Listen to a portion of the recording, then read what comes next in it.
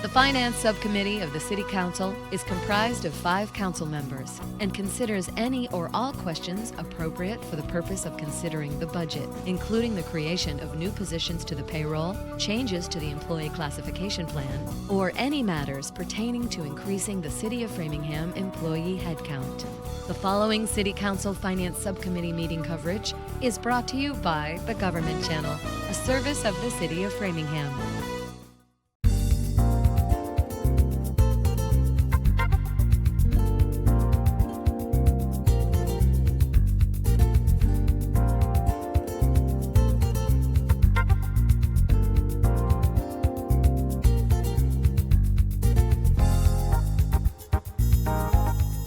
City Council Finance Subcommittee meeting on June 23rd, 2026 at 5 p.m. This is version 2 of our agenda. First order of business is public participation. If there's anybody that would like to publicly participate on anything that is not on our agenda, you are more than welcome. I am going to go out to Zoom land, and we do have one attendee with his hand up. Mr. Bloomfield, you have 3 minutes, sir.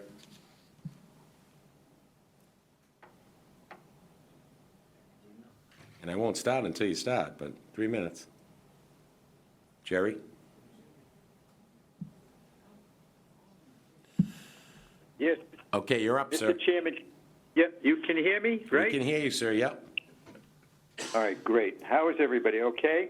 That's good. We're all good. Listen, I'm going to be very brief. How did this happen?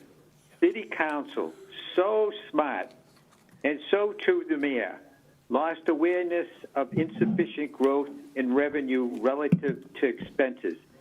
This priority was somewhere in the back seat until we finally got around to the FY27 budget. Too late. It was too late. We were staring you in your face, and oh well. You raised taxes, put the cost of city employees' health insurance premium cost increases on top of the residents' own burdens. Oh well.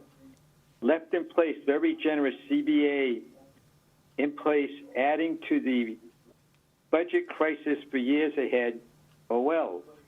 Added vacancy slush fund money available to police, fire, and the DPW, but not to the school department. Oh well.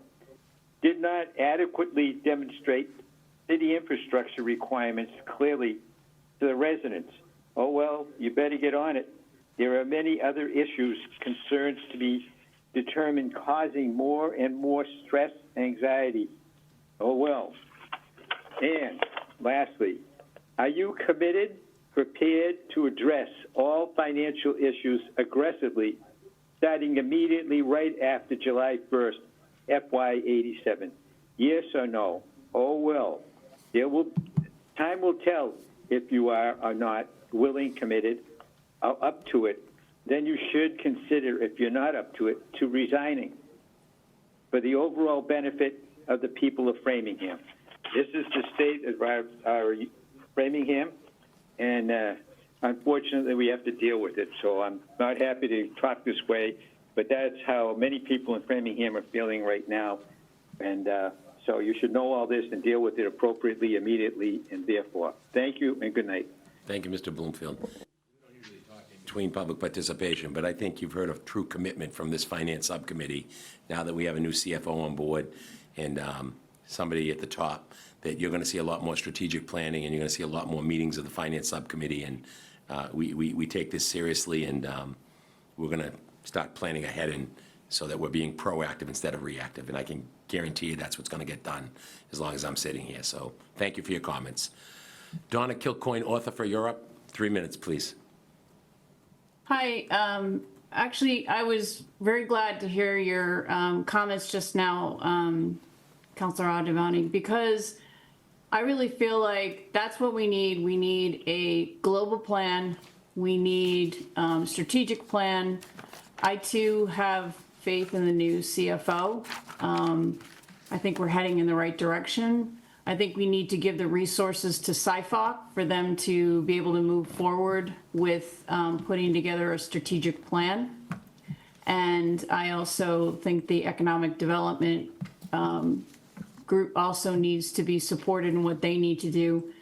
Because frankly, for the citizens to keep hearing about residential development, and that seems to be the cure-all for what our financial issues are in Framingham, I think is disingenuous. Some of those projects you talk about them bringing in revenue of $1 million or $2 million, and that's not going to solve our problem.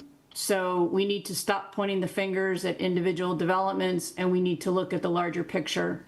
And I'm so glad you have a financial analyst, because I think that there needs to be review, not only by your group, but a great plan in total. So thank you.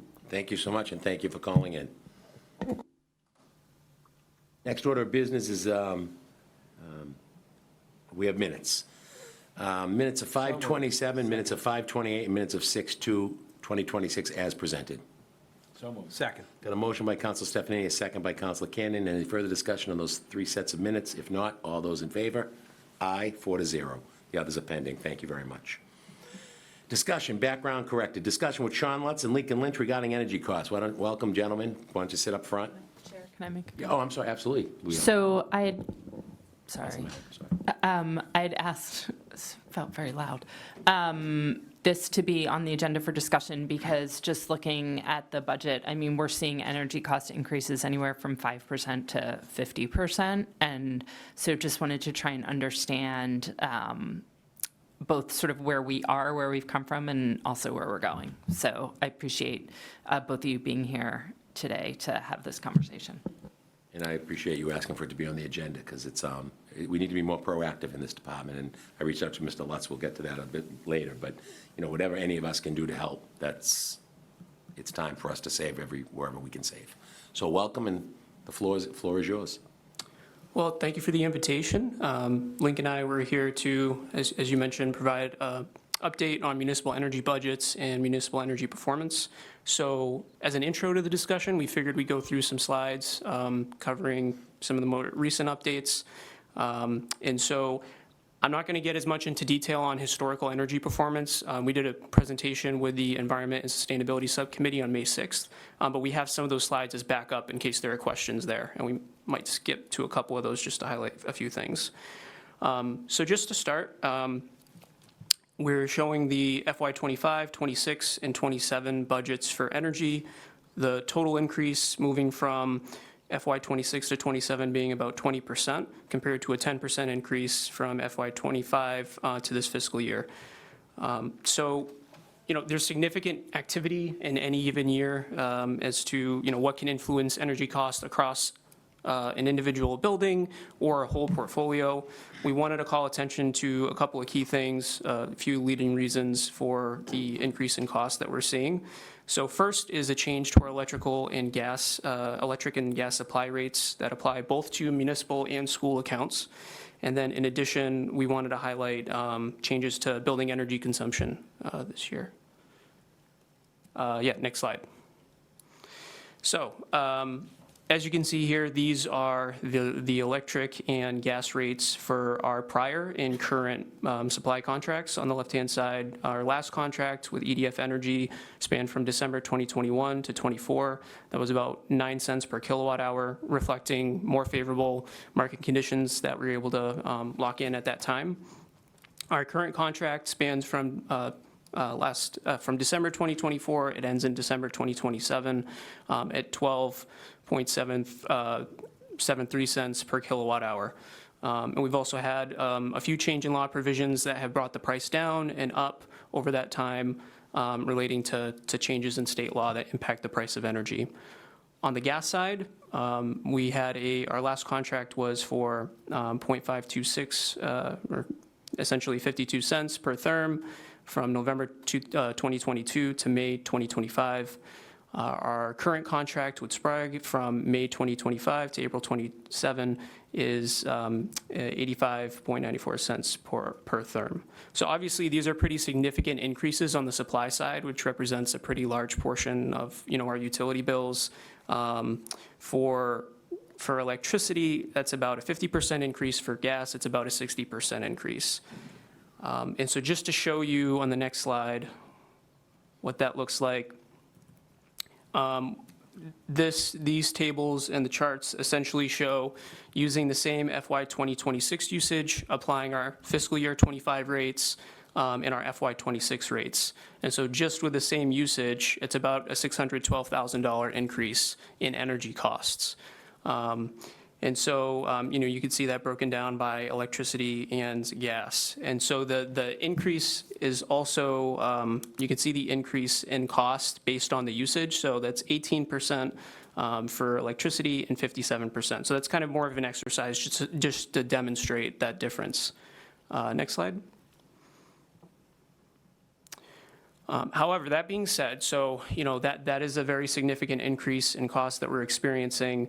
I think we've had a lot of advantages to going back out continuously for competitive supply.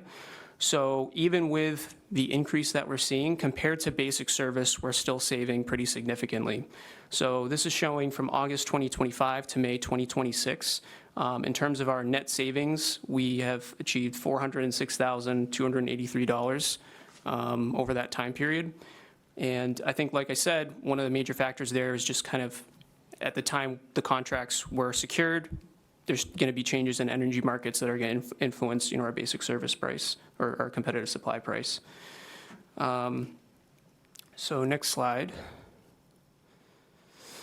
The other major factor, of course, is changes in building energy consumption.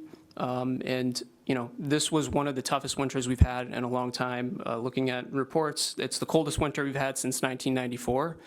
And one of the ways we track this is through heating degree days, which is essentially a way to measure the amount of energy it takes to heat a building up to a certain temperature based on outside temperature. And so this is one of the highest we've had in years.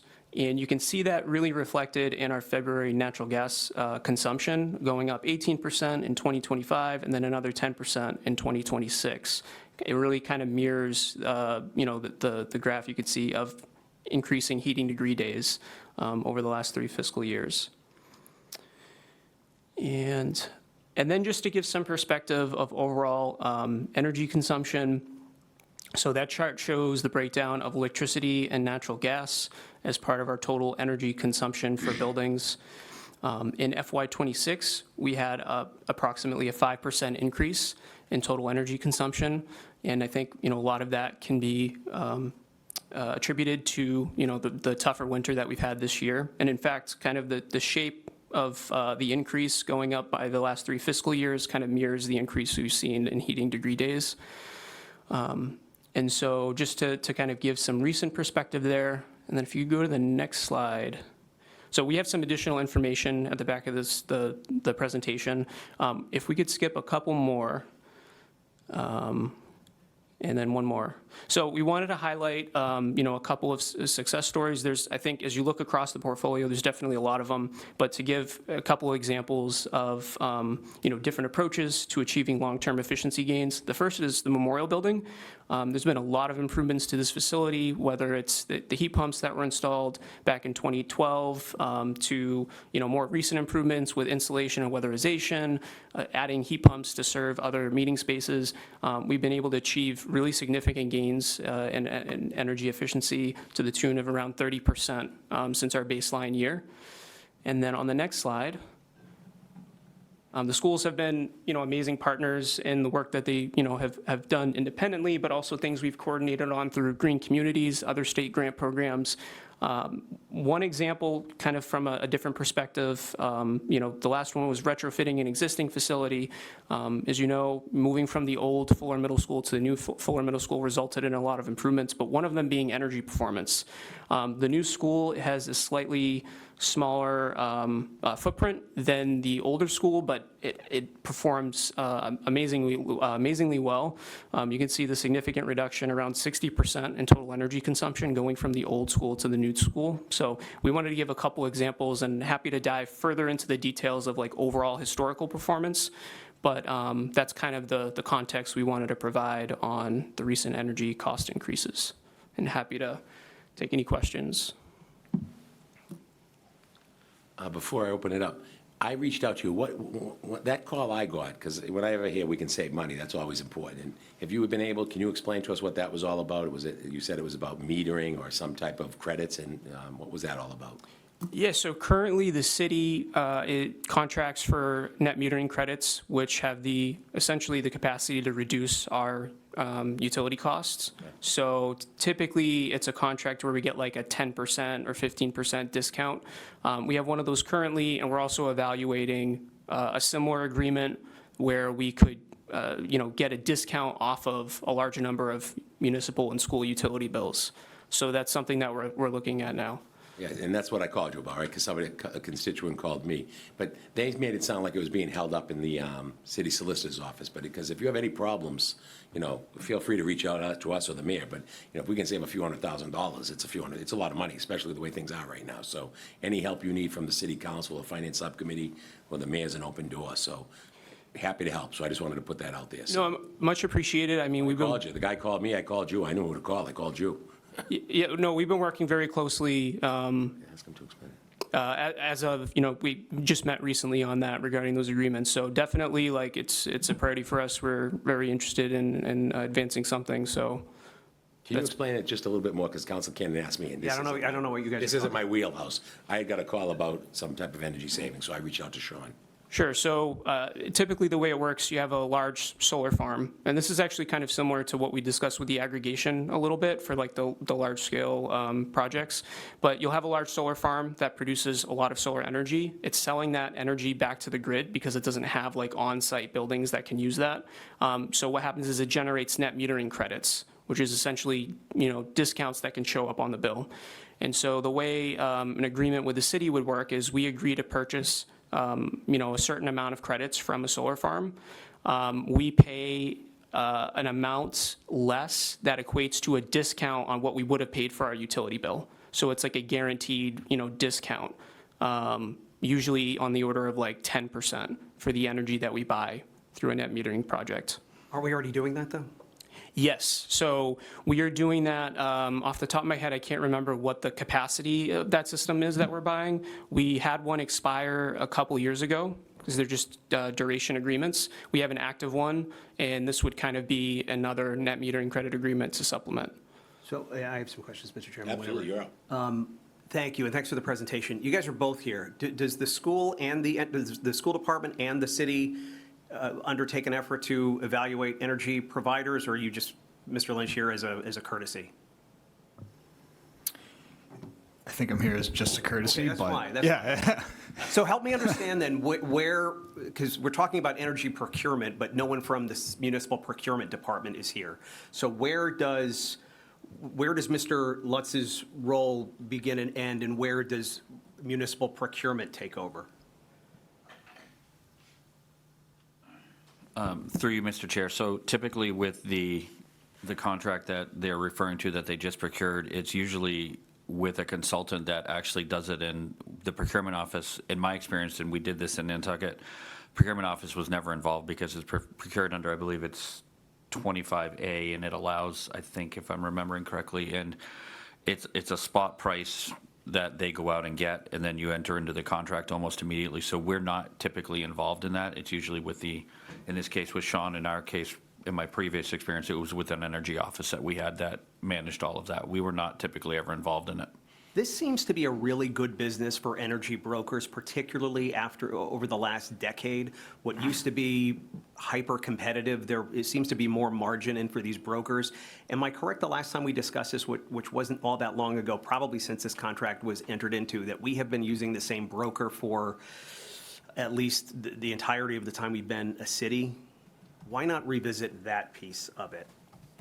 And I don't know if that's that question. I guess I'll just give some context too. I think, I've been part of the process since I've been on the team. I think previously that had been kind of handled with the finance division, but they had sought feedback from other departments, including members of the team like myself, as they were looking to make decisions regarding energy procurement. So it's not necessarily something that I'm opposed to. Obviously, I think Brian can speak from his side. I don't think it's something we're necessarily opposed to. So as we start to do this next time around, let's make sure we're kind of looking at, and I know you're doing this already, happy 2 months with the city, Mr. Turbot, it's great to have you. But let's see what we can do differently. Anytime there is a dramatic increase in the cost of a commodity, it's something we should look at. I'd also be curious the next time we discuss this, maybe you could add to the background material the presentation that you referenced. I can go hunting for it. But if there's other background material that you think is helpful, I'd love to actually see the contract. We use the contract. We use the word contract in these discussions probably more so than in any other vendor relationship that we discuss in the Finance Subcommittee, but I don't think I've ever actually seen the contract. You refer to basic service from Eversource, there are a number of tiers. You don't provide a rate, though, that you're comping it to. Which basic service are you comping it to? So it depends on the account. So it ends up essentially being an average of the basic service, because there's the small business and then the medium to large business. And so in some of the comparisons provided, that gets averaged out, and then that's used as like the basic service rate. Okay, that's a good point, yeah. Well, because it ends up being somewhat misleading when you're not applying a rate to it, because sometimes you get lumped in, a municipality would really only get lumped in to a small business rate, or even some C&I basic service rates, because it's looking at the usage of one particular meter instead of the entirety of the enterprise. And sometimes that's a broker not doing their job as care. It's usually accidental. So if we're seeing that those things are average, there's no usage for the municipality that should be in a small business rate. So if we're comping against that, I'd like to see why, and I would push back on the broker to see why, because I don't think any municipalities really ever pay the commercial and industrial basic rate, because municipalities in Massachusetts tend to get pretty deep in the weeds on this now, but it shouldn't be unless there's some random federal tax ID number that sits by itself with its own meter, but that really shouldn't weight the average substantially. If I could just clarify too, so for the purposes of the presentation, those rates are averaged out in terms of the calculation that I did to compare FY26 usage versus the two different rate types.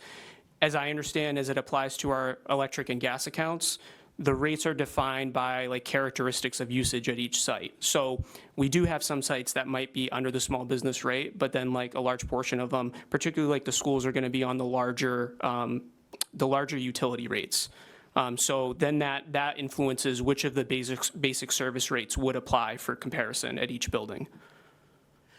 I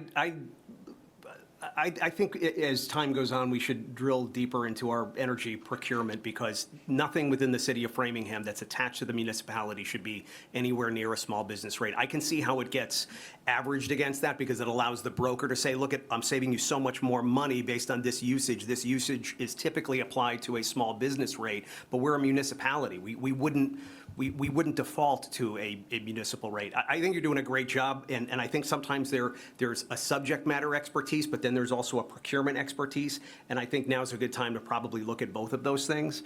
And I have all the confidence in the world that we are. I think we're ahead of the curve in having a lot of these discussions, so I'm pleased with that.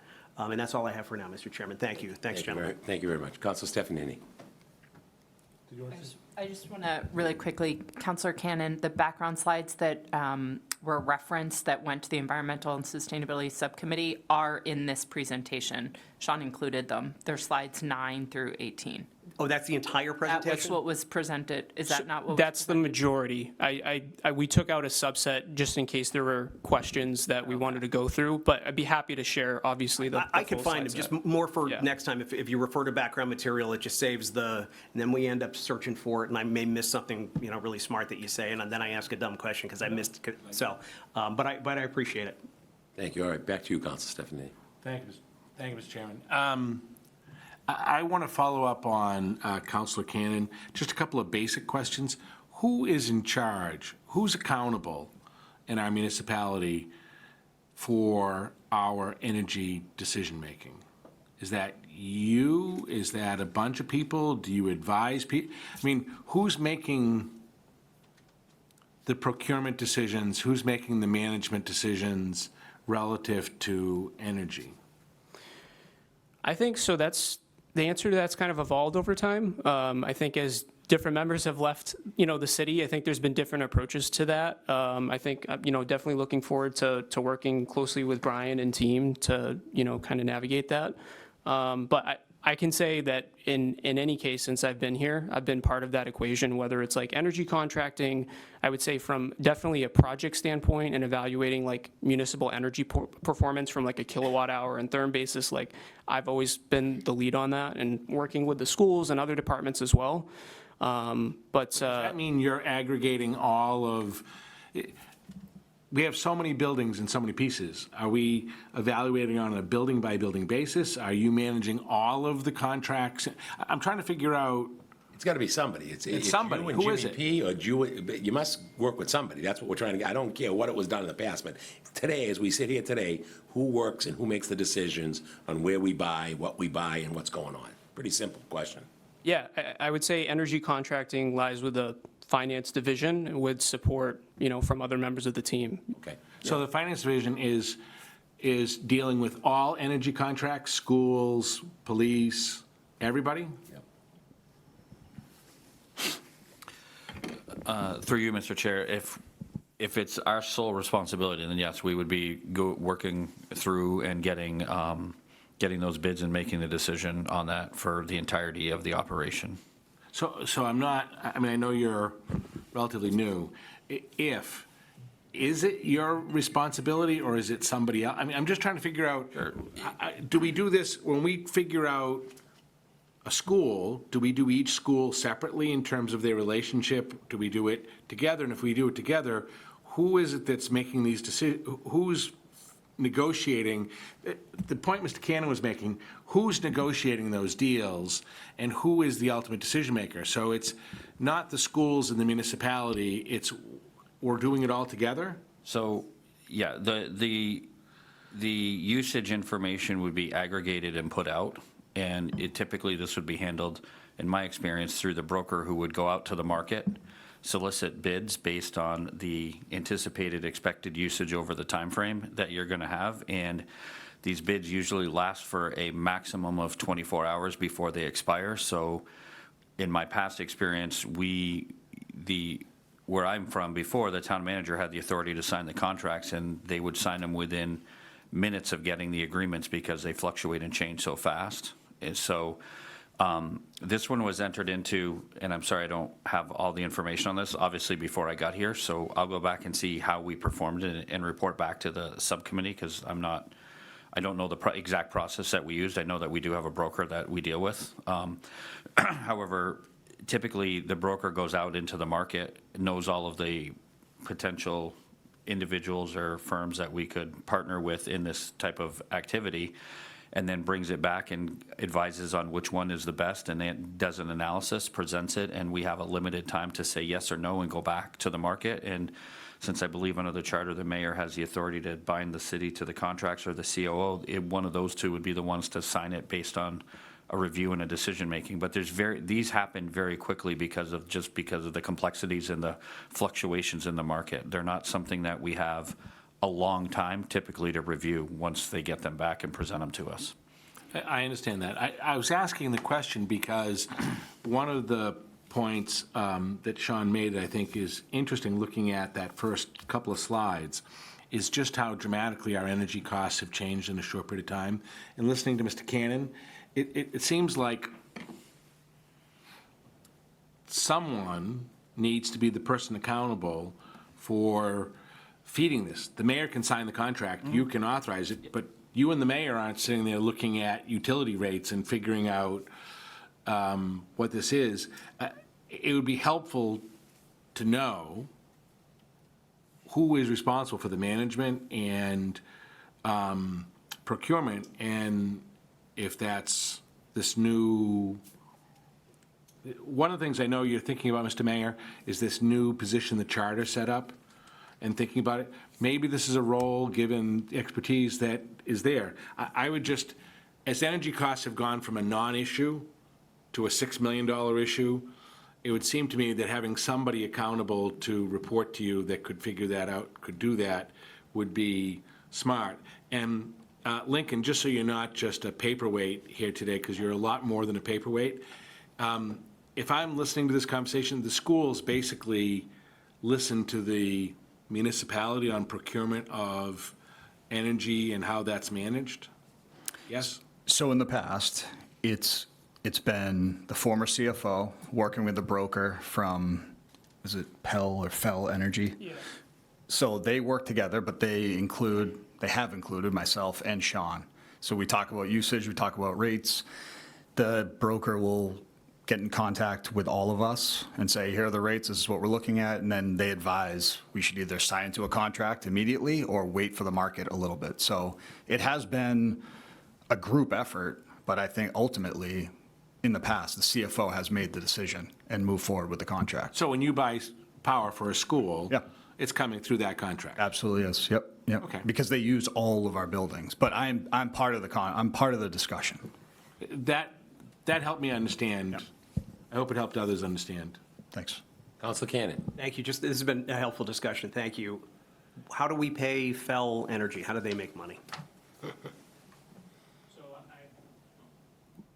So I believe they make it through a commission. They do. What is that commission? Off the top of my head, I don't know what that is. Okay. They will charge a number of mils on top of the per kilowatt hour rate, and the reason it doesn't typically fall onto the radar of anybody over here or on the finance subcommittee is because it's baked into the total rate. It's a brilliant way to do it. We don't have to cut them a check. We should put out to bid to energy brokers, because that business has evolved dramatically over the last decade, and it's so much easier to do.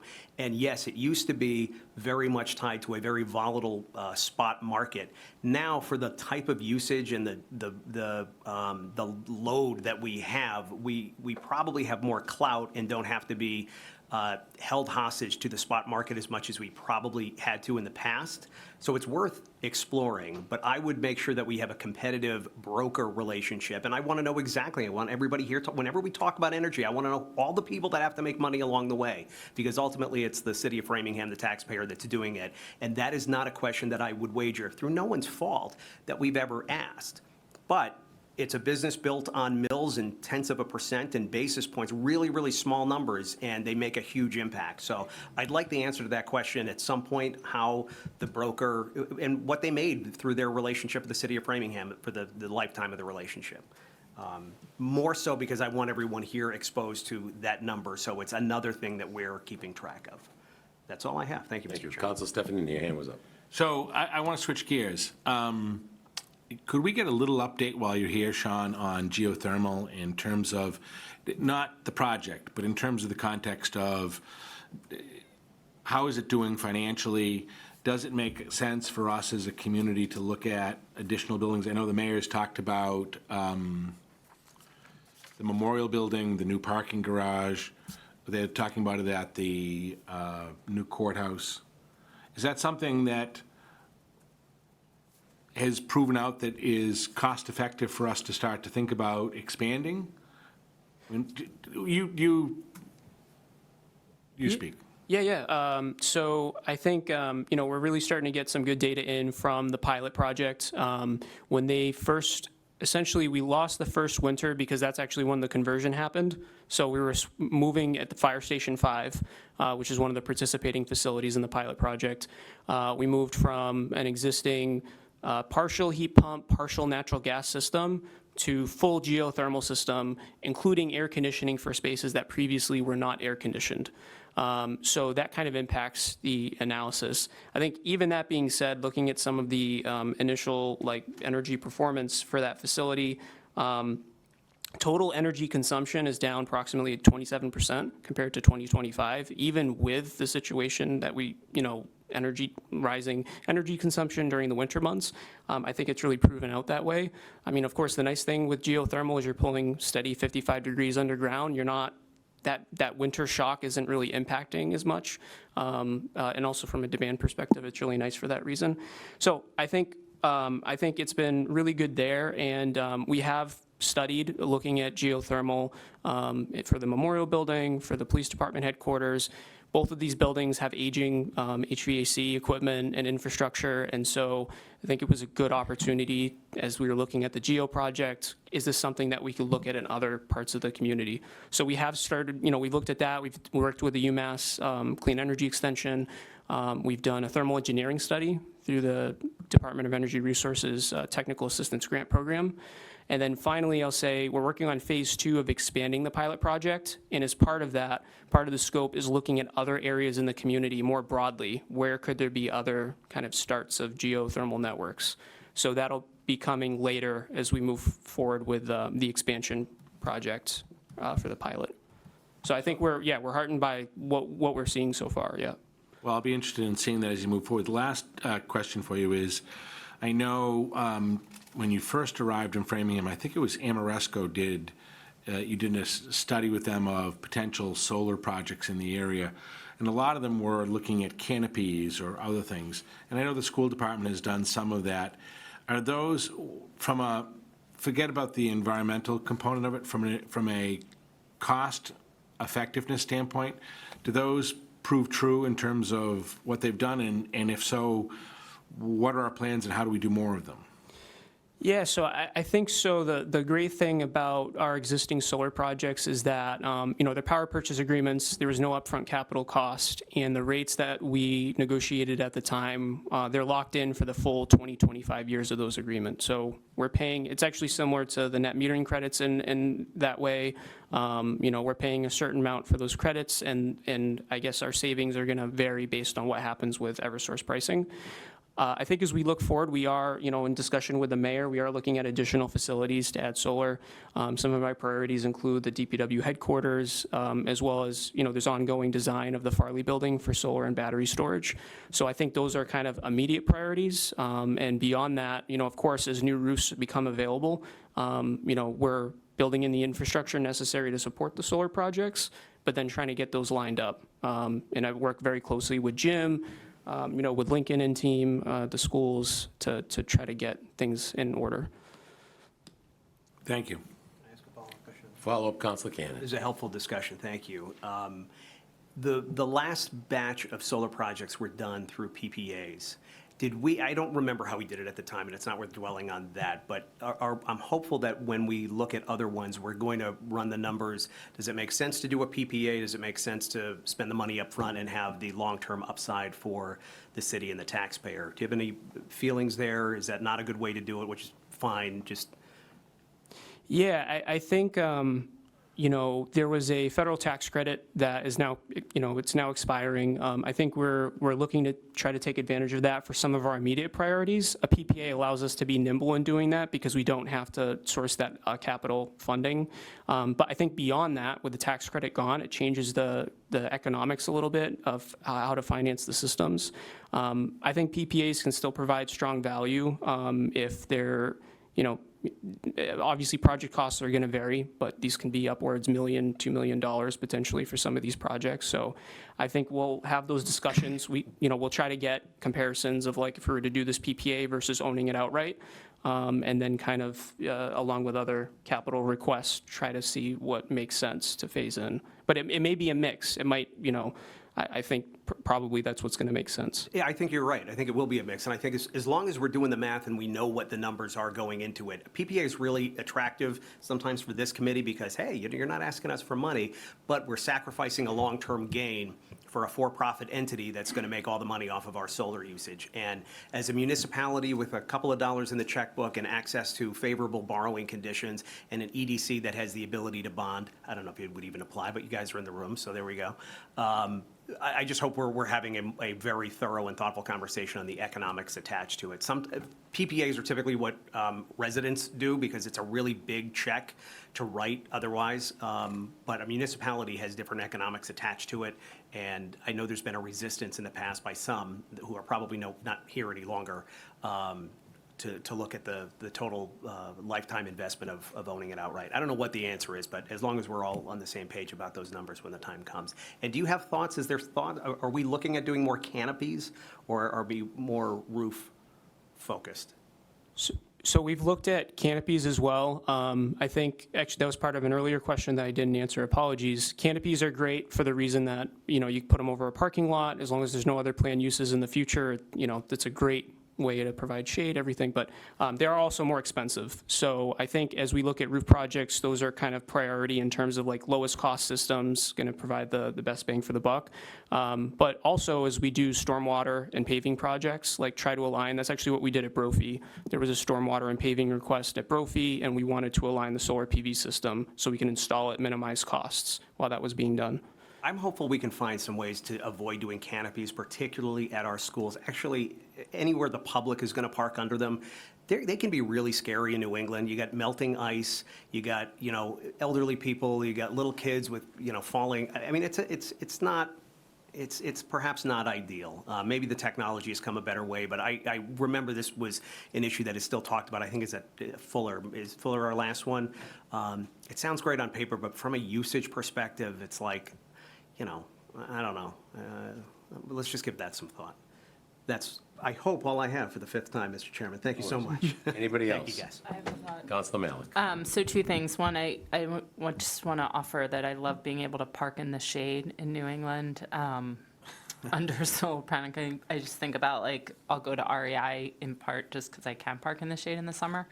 But also to go back to the geothermal, so the courthouse is a state building, right? DCAM's building that, but if they're geothermal and we have the networked geothermal, so making a distinction between a one-off building that's geothermal and a networked geothermal, which is actually what's exciting about the pilot program is that it's networked, right? And it connects houses and businesses and municipal buildings. So is there discussion? Is it possible to think about a geothermal network in like this downtown area that would tie into what the courthouse is going to be, or is that not because it's a separate system? I think there are different elements of complexity, like from a contracting perspective, but also I think, one of the key things as they're developing that system, which admittedly, I haven't made contact with all the other, geo work that's underway, but, I think I'd be happy to put that as a to-do for me to connect with them and learn what would be the process for them to add some type of connection point so that in the future, if, we have a geo system that we're growing, really starting as a seed that can kind of develop in the same way as like the pilot project, can they connect to that and provide benefits? That's a discussion actually we're having with the National Guard, because as part of phase 2 of the pilot project, we included funding for them to be able to do a study to get 60% designs of what would this look like for them to connect and what benefits would they get from that. Interesting. And then the last thing I'll just add is my understanding from Station 5 is that the system they had previously just wasn't working for the fire station. When the door would open, like it wasn't resetting the temperature, and that now with the system, they're much happier with the way the whole building is heating and cooling, so. Yeah, just to, I think one of the challenges is just that garage door is opening and closing so frequently that in addition, even when it's closed, the sun baking on the pavement inside the garage kind of tends to go up, which puts a lot more stress on the system. I think with cooling being integrated within the garage bays, it's nice to, not that they're not good about it, but I think like having a freezing, like a really cold garage in the middle of summer is like a nice benefit that keeps the door closed, so. Councilor Cannon. I know. We're going all night. Should we flag for, I appreciate that Councilor Malik mentioned that and that you chimed in on that. Should we flag for a future capital discussion, putting more insulated windows on our fire station doors? I mean, is that, I agree with everything you said, and having a cool, they're not going to complain about it because they run into burning buildings. So I'm pleased that this came to our attention, but it seems like an easy fix. Can the team just explore that a little bit? That seems like low-hanging fruit if there's an actual need there. Yeah. I'll say that it also depends on, like, that fire station in particular, the way it's oriented, it just tends to get, the brick building, and it's getting blasted by the sun the way that it's oriented. It's not the case for, like, every single station. And we've done some heat pump upgrades in different stations as well, like, over the last, 5 or so years. But, I guess something we can consider as well moving forward. Add it to the list, because sometimes by the time things get to us about specific things in a fire station, it's stuff they've lived with for years, and it's often an easy fix. This has nothing to do with your job. I'm kind of talking to the COO, the CFO, and the mayor, but it's like, we've been living with this whatever, and it could have been a very easy fix. If that's a little, like, yeah. Station 1, the kitchen Correct. doesn't even operate. So just feeding that to the team, if that's something that helps make the building a little bit better and more inhabitable. Thanks. Just give him one quick, Sean, one quick thing. The new parking garage, aren't we going to do a big geothermal? Isn't that all about? We got to move the parking garage because it wasn't going to be geothermal where it was going to be in between here and the police station. And by moving it across the street, we're going to be able to do something specific like that, aren't we? Isn't that what we were told? Yeah, so I think the thought is that, with the parking garage originally behind City Hall, that makes it challenging with the footings for that structure. Like, how does that work with wells? I think with that moving next door, that frees up this space to potentially do something in the future. Mr. CFO, I apologize.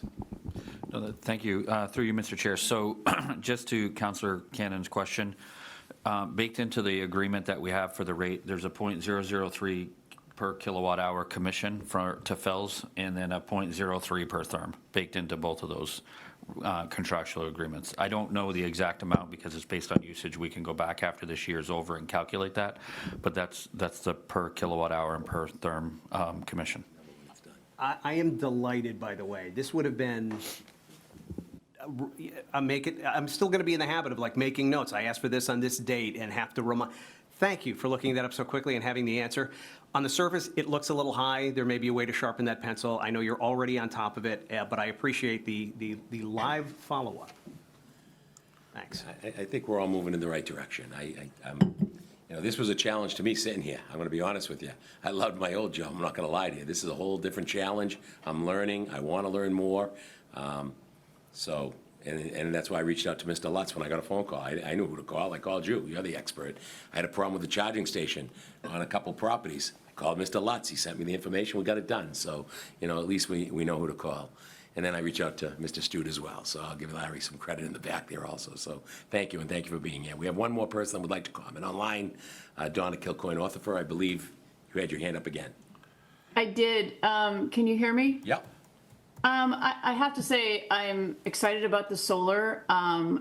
I think Councilor Cannon is correct. I have solar on my roof, and the pitch of my roof, I get avalanches of snow onto my deck, which can be dangerous. So I do like the idea of a canopied parking lots around the city, but I would caution at the pitch because you can get snow that just dumps on somebody. I want to go back, and this is one question I have is, why is it for the 2027 budget that the school has budgeted for $1 million more and the municipality has not? I think the school budget was such a huge, issue in this budgeting season, and that was the one number that stuck out to me. And I would like to understand that because, if that's not true, or if it is true, why do they need $1 million more this year than they did, or next year than they did this year? So thank you very much. Could you follow up with that, Mr. Lynch? Sure. Thank you. Yeah, so in the FY26 budget process, we took some risk, and we took risk in that area, in the electric budget. The costs, as you can see from Mr. Lez's presentation, the costs are up. They're still up. So that's what that delta is. It was taking risk in the FY26 budget versus reducing in other areas, reducing staffing. So we needed to increase it by that much for FY27. Thank you very much for that response. You're welcome. Next thing on our agenda, FY20, Order 2026-059-001. Upon the Finance Subcommittee, a recommendation vote regarding the creation of a new municipal aggregation ADA revolving fund to serve the City of Framingham's municipal electrical aggregation program, continued from the 6/4/26 Finance Subcommittee. Mr. Lutz? Mr. Chairman, there are 6 documents listed here. Can we just get clarity? Because 1, 2, 3, 4, 5, actually, they all say final. What document should we be looking at for this? And I don't know if you want to pull up the agenda, how it's posted there, just so. Yeah, so let me, sorry about that. No, that's okay. It's just Up the here. system So isn't great. I can summarize just in general, like the different attachments that you can see there. So there's a couple of attachments that are related to the order that the city council would take if they wanted to vote to create the revolving account. There's one that describes, it's the account narrative for the revolving fund, so establishing how, the funds can be used for use of the operational adder. So are these the same, are these multiple copies of the exact same thing? I just want to make sure I'm pulling up the latest. Let me check. There are at least 5 or 6 files that were attached originally. As to whether anything was like re-uploaded, I can double check right now. Thanks so much.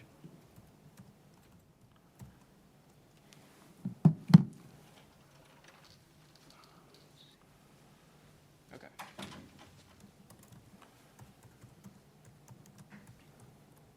So these all appear to be, these are all the correct attachments. Okay, well,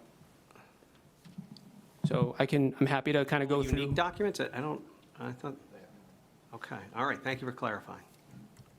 Yeah, they got kind of little different titles, but not much. Like, the top one, you've got Municipal Aggregation Operational Adder Fund. 2 down, it's Municipal Aggregation Operational Adder Account Narrative Final PDF.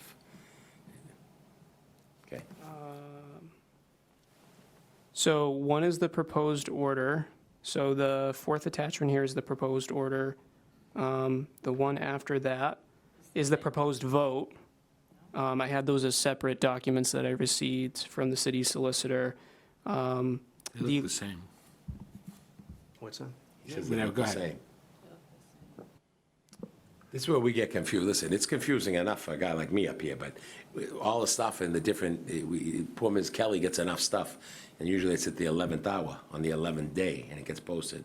And I think we had, This was the stuff that was on the agenda originally. I understand. Nothing changed. Yeah, so I apologize. When I open these all show up as different separate attachments. None of these are duplicate as I'm clicking through the agenda now. is there a document that outlines how we would have or will refund what's been added? Because there was some clarity, there was a question asked at the last meeting on what we've been adding to the, So there is not a separate attachment. I was going to address that in some comments to kind of get us started. okay, I'll listen. You're up, Mr. Lutz. Thank you. So appreciate the discussion from the last meeting regarding the operational adder. And, it sounded like there were kind of 2 potential paths that the council was discussing moving forward. One of them was refunding that amount through the aggregation program. So I just wanted to summarize the first and then provide some quick updates, and then we'll talk about how we can do the second if that's the path that the council would like to proceed. So first, our proposal was to utilize the operational adder that's been collected for the purpose of clean energy incentives, and then also incentivizing or funding large-scale clean energy projects that would directly support the aggregation program, so the benefits of which would flow to participants in the aggregation program. The DPU has guidelines that indicates that all funds that are collected through the aggregation program have to be used specifically for the benefit of the program. So it's just a key thing to consider. We met with DOER recently to discuss some of, the proposed uses of the adder. I think there's a lot of support for, utilization of operational adders in this way, but there's not a lot of activity in the state currently. Like, this is something that they want to see more of, so they were excited to see that, and we're interested in having further discussions.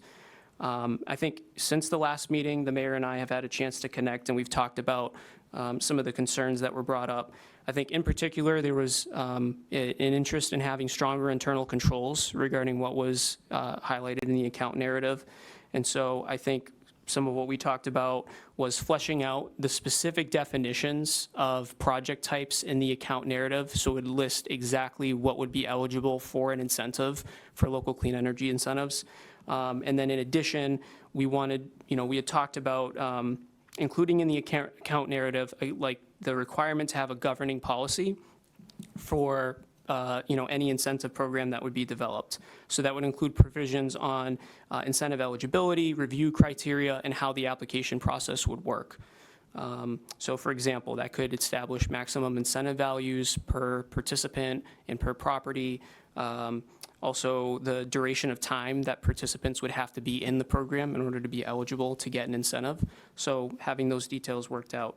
Alternatively, as has been discussed, we could also send this incentive back through the aggregation program. And the most effective way to do that would be as a discount on the aggregation rate for future periods, within the existing contract. And so that could be done in essentially upon notification to the supplier within 1 to 2 billing cycles. And upon informing the supplier to do this, we would, of course, stop collecting the operational adder. And so that would kind of be another path. And so I think, given that there was a lot of high-level discussion at the last meeting, we wanted to, hoping to continue the discussion on these elements. And if there was interest in a particular way, of course, we would have all the available information to support that decision.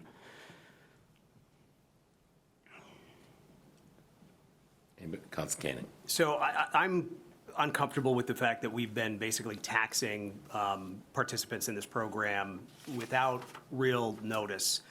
I don't doubt that it was in the fine print somewhere, probably in a presentation here, but I had trouble finding it following our last conversation. So, bless you. Thank you. So, bless Thank you again, Jen. Participants in the program have paid an additional $160, call it $3,000 over the course of that fiscal year that didn't need to be there. I'd feel better about us charging that if I knew about it in advance. But more importantly, if we had a strong policy exactly what these dollars were going for. So at this point, I'd feel better about refunding it to the taxpayer, or if the team wants to go back, we've got a new CFO, there's a lot of moving parts. I want us to stop charging this until we know, we could be saving people more money, not incurring an incremental expense on our own as a participating municipality, and then figure out what the long-term plan is. So that's sort of in the nutshell of where we are. Council Malik. Thank you, Chair. Thank you. I like the idea of putting out the adder fund and letting that fund exist for projects, both for individuals and then also the larger scale projects that benefit the municipality as a whole that we talked about last time. I think the premise of that the cost savings that we are receiving by participating in the aggregation program, to me, it makes sense that as somebody who's benefiting from that reduced rate of the aggregation, that this is yet another perk, as I see it, of participating in the municipal aggregation program. So I do appreciate that. Council Cannon. Help me understand the value.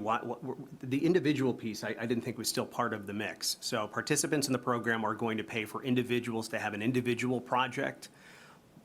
For example, solar projects, insulation, weatherization, and then in addition, barrier mitigation projects that allow projects. So for example, if you're doing a electrification project for a building and you have some type of barrier, maybe you need to upgrade the panel, you have asbestos or vermiculate insulation that needs to be removed. I think we kept it fairly broad because the intent was to fill in the gaps where existing state, federal, or utility programs aren't meeting the need for energy improvements that residents are looking to do. But here's my problem with that. We're charging them as if we have figured out how to do this. We didn't figure out what the plan is going to be and how we're going to do this. We're just charging them, maybe one day we'll figure it out. That's where I have a problem with this. And I'm not trying to be difficult to this circumstance. It's what local, state, federal government does. We'll just charge the taxpayer and then we'll figure it out, and we'll keep it as broad as possible so it's, so that we can overlook the details. This is where I have a problem with this. When we were adding this adder fund, it should have been big, bold letters, and it really wasn't. And with that lack of candor, that builds distrust. I don't doubt that there's good intention behind it, but if you want solar on your house, there are a lot of companies out there that will finance you to put solar on your house. Those are those power purchasing agreements that are great investments for those for-profit entities. It makes no sense to me why the city of Framingham is suddenly charging participants in a program that is not designed for this purpose to finance individual I mean, this makes no sense to me. It's not means tested, it's not defined, there is no policy governing it. We can't even figure out a solid policy yet, although I believe we will, on our own energy procurement processes and our own development of solar projects. We're getting into a business that we haven't defined, but we're charging people as if we're in that business already.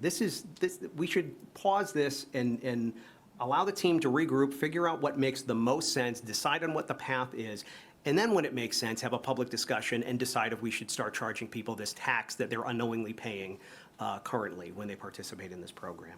Thank you, Councilor Cannon. Councilor Stefanini. Thank you, Mr. Chairman.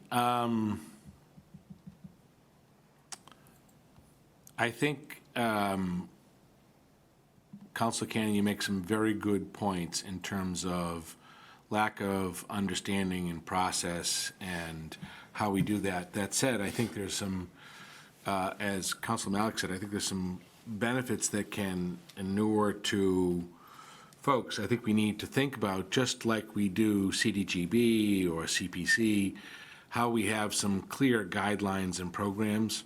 I would like to make a motion that we recommend the creation of a municipal aggregation operation adder fund, as has been suggested to us, as the CFO indicated at our last meeting, to park the money, so that it's not, so that it doesn't go into the general fund and become something else. But I'd like to amend the proposal in the second box, replace Capital Projects and Facility Management Department with the Chief Climate and Sustainability Officer, which is probably the more appropriate person for that. In the program or activities, delete the last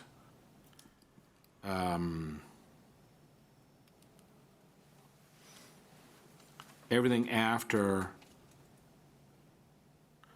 initiatives created by Capital Projects and Facilities Management Department, and insert 4 before that so that it's clear. And in the last box, $200,000, put that as 0, which means, as we know, that they'd have to come back to us for any expenditure of money, which is either of the options that have been outlined, but it prevents the money from going into the general fund and parks it in one place while we figure out. If we're going to rebate it or use it for something else. Whatever we're going to do, we need a plan, and that gives us the opportunity to park these funds and figure out a plan. And in that interim period of time, the mayor is going to be reorganizing this department in this area, and it lets you think through all those things. I don't think there's anything, this is brand new. So I don't have a criticism for lack of it. It's just, it is new, and if we're going to do it, we need to think about all the criteria that Mr. Cannon talked about, and if we're going to rebate it, we need to know how exactly we're going to do that in a way that is equitable and fair, and how we deal with it being in the authorization in the first place. But I think the prudent thing in the meantime is to do that. So I would make an amendment that we recommend that to the full council with the amendments that I just identified. And I'll second that if you'll agree to a friendly amendment, and I'll ask your help with the language, through you, Mr. Chair. We need to suspend the collection of that fee until this is figured out. Now, that could be 6 months from now, it could be before our next meeting. I don't know what the delta on that time is, but So that's a question, is that possible? So I'll, through you, Mr. Chair, I'll say that it is possible. I think that ultimately, the one concern I'd want to share for consideration is that if we stop collection of the fee, the city council decides to move forward the revolving account to establish programs like this, we would then have to notify people that the rate is changing in an upward fashion, which I think that would just be the one concern to highlight. So, speaking to the price security element of the aggregation program of having a rate that's not increasing over the term of the contract, that would be one thing I'd want to be mindful of. we're lowering the rate now.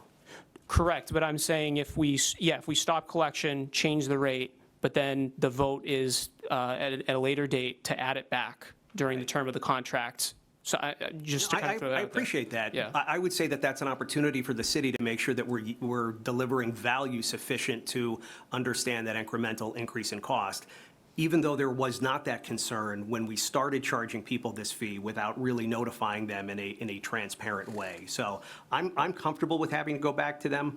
What is your understanding, and maybe it's best that we vote this at the next Finance Subcommittee meeting, just because there's some housekeeping here. I don't want to commit you to something that is, well, Mike, it takes a billing cycle to do this. It could take a day to do. I don't know what the answer to that is, and I don't know that you do. If you do, great, but if it's helpful, we can table this until the next meeting. I think there's. Can I ask a question?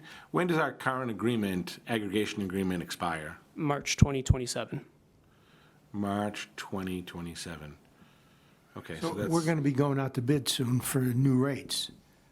And we should incorporate your concerns as we bid the new rates, whether we want to include the adder in the new rates or we don't want to include it. Did you want to speak, Mr. Stute? I saw your hand, or no? I think that's a two-part thing. I think that's, wise to look at that for the next contract, but also Even before you know it, too, March will be here in a blink of an eye. unbelievable. We're charging, remember the year 2000? Right now, we're charging people a fee unnecessarily for something we don't have a defined purpose for. So I think we should stop doing that until we figure out what this plan is and then revisit that when we have a plan. Anybody So else? what we could do, and if it's your desire, we could change the rates, lower the rates to remove that adder from the current rates, and then work on a plan that may require us to implement an adder in the next set of rates and build that into the rates that we rebid for next March. But in the meantime, we still open up this account, and the money gets dumped, so it's not in the general account, so it doesn't get Yeah, spoiled. we don't want to, unless you want to give the money back that we've already collected. When has the city ever wanted to give the money back? I think that's worthy of consideration, but I see, sorry, Mr. Chairman, this is your meeting. No, absolutely. I appreciate all the comments. The CFO had his hand up, so I'm sure we're going to be enlightened here quickly. Thank you. I'll do my best, but through you, Mr. Chair. So the way all of this paperwork and the narrative is written, this adopts the aggregation revolving account effective for fiscal '27, so starting on July 1st, 2027. So in theory, everything that's collected in fiscal '26 will flow to free cash. And in order to do what we're talking about doing, we would have to take it out of free cash and transfer it into this revolving account, because it is not, this revolving account starts on July 1st, 2026 for fiscal '27, excuse me. So we've been collecting it during fiscal '26, and that's just flowing through into the general fund because there has been no designation prior to the requested action that you're taking and then ultimately going to the city council with. So at some point, if you adopt this revolving fund, effective for July 1st, 2026, which is fiscal '27, when free cash is certified, we will have to figure out what all of those funds were that have been collected to date, and then move them into the revolving fund, because right now they sit in the general fund, because statutorily that's where the money has to go until some action like this is undertaken. So we should have created that fund. We should have created this fund when the operational adder went into effect, so that the money was going into it, and then it would be a lot easier to do what you're talking about with this discussion, because and I think that my recommendation, regardless of what you want to do with the funds, would be to create it. When we have free cash certified, move the money in, and if you want to return it to the ratepayers, it's wholly up for discussion and everything. It's going to be easier to return it out of the revolving fund than it is going to be to return it through the general fund, because it's going to require an appropriation or enough capacity in expense line item to return this, or an authorization to expend free cash. So it would be a little more tricky unless we transfer it to the revolving fund. So that would be my recommendation, that we do adopt the revolving fund. We will come back with further information, but we will also come back to transfer that other money in, so that whatever the council ultimately decides, we will have the flexibility necessary to do this. Mr. Chairman? Does that, I hope that. A quick follow-up on this. Council Stefanini, then Council Mallon. I'm sorry, Thank just a you. quick follow-up on this point. Have we certified anything in FY '26? If we were collecting the adder, No, have we certified any free cash in FY '26? well, free cash for fiscal '26 was certified effective for July of 2025. We have not sent free cash for July 1st of 2026 to be certified because the year's not over and the books aren't closed. No, what I'm saying is there are funds in the free There would cash be fund funds- sufficient to pay this. Hopefully. It's sufficient where, in the budget? If we adopt. a Yes, we have motion free tonight- cash because we'll have about $11.3 million of free Yes. cash, correct. So if we adopt a motion tonight, because I would add to this, to pay the amount collected into this fund, then we could do both those things tonight. Correct. So if you indulge me, I would accept the amendment, and I would further amend the amendment to say that we transfer out of free cash sufficient, whatever funds have been collected, into this account. That work? Yep. Okay. Can I add teeth to that? Just following up on that, Just one at a time, the okay? narrative that we have says that the fund would be effective retroactively. Would that not take care of that? Well, I thought, I might be mistaken, and I apologize. I thought that the fund was being set up effective for fiscal '27. All I know is what I'm reading on the background materials, and it does say retroactive to July 1, 2025. Yeah, apologies, there was a lot of back and forth. I wanted to just, it is in the way that it was written with the city solicitor, it was a retroactive July 1st, 2025 starting date for the fund. Under the state law, because we did this last year, Leora, you can only set up a revolving fund in the year in which you set up the account. You can't make it retroactive. So that may be in the words, but the law doesn't allow that. And then, just going back to another point, I think Councilor Stefanini, under the program or activity, you had proposed getting rid of like the second half of that sentence. Yes. But I don't agree with that because I do think that the expendable, payable, what comes out of it should go to those ratepayers who participate in the aggregation program. I left that. I I deleted, thought you- I deleted created by the capital project. I'm sorry, I'm reading my notes and I missed, this is what it should read as. Okay. Funds will be used to advance renewable energy, energy efficiency, barrier mitigation, greenhouse gas mitigation projects and initiatives for ratepayers who participated in the aggregation program. I deleted the created by the capital projects. Why are we doing something that's created by a department that doesn't deal with households? Okay. So, Councilor Cannon. yeah. Thank you to the CFO for that insight. I have, it sounds like there's,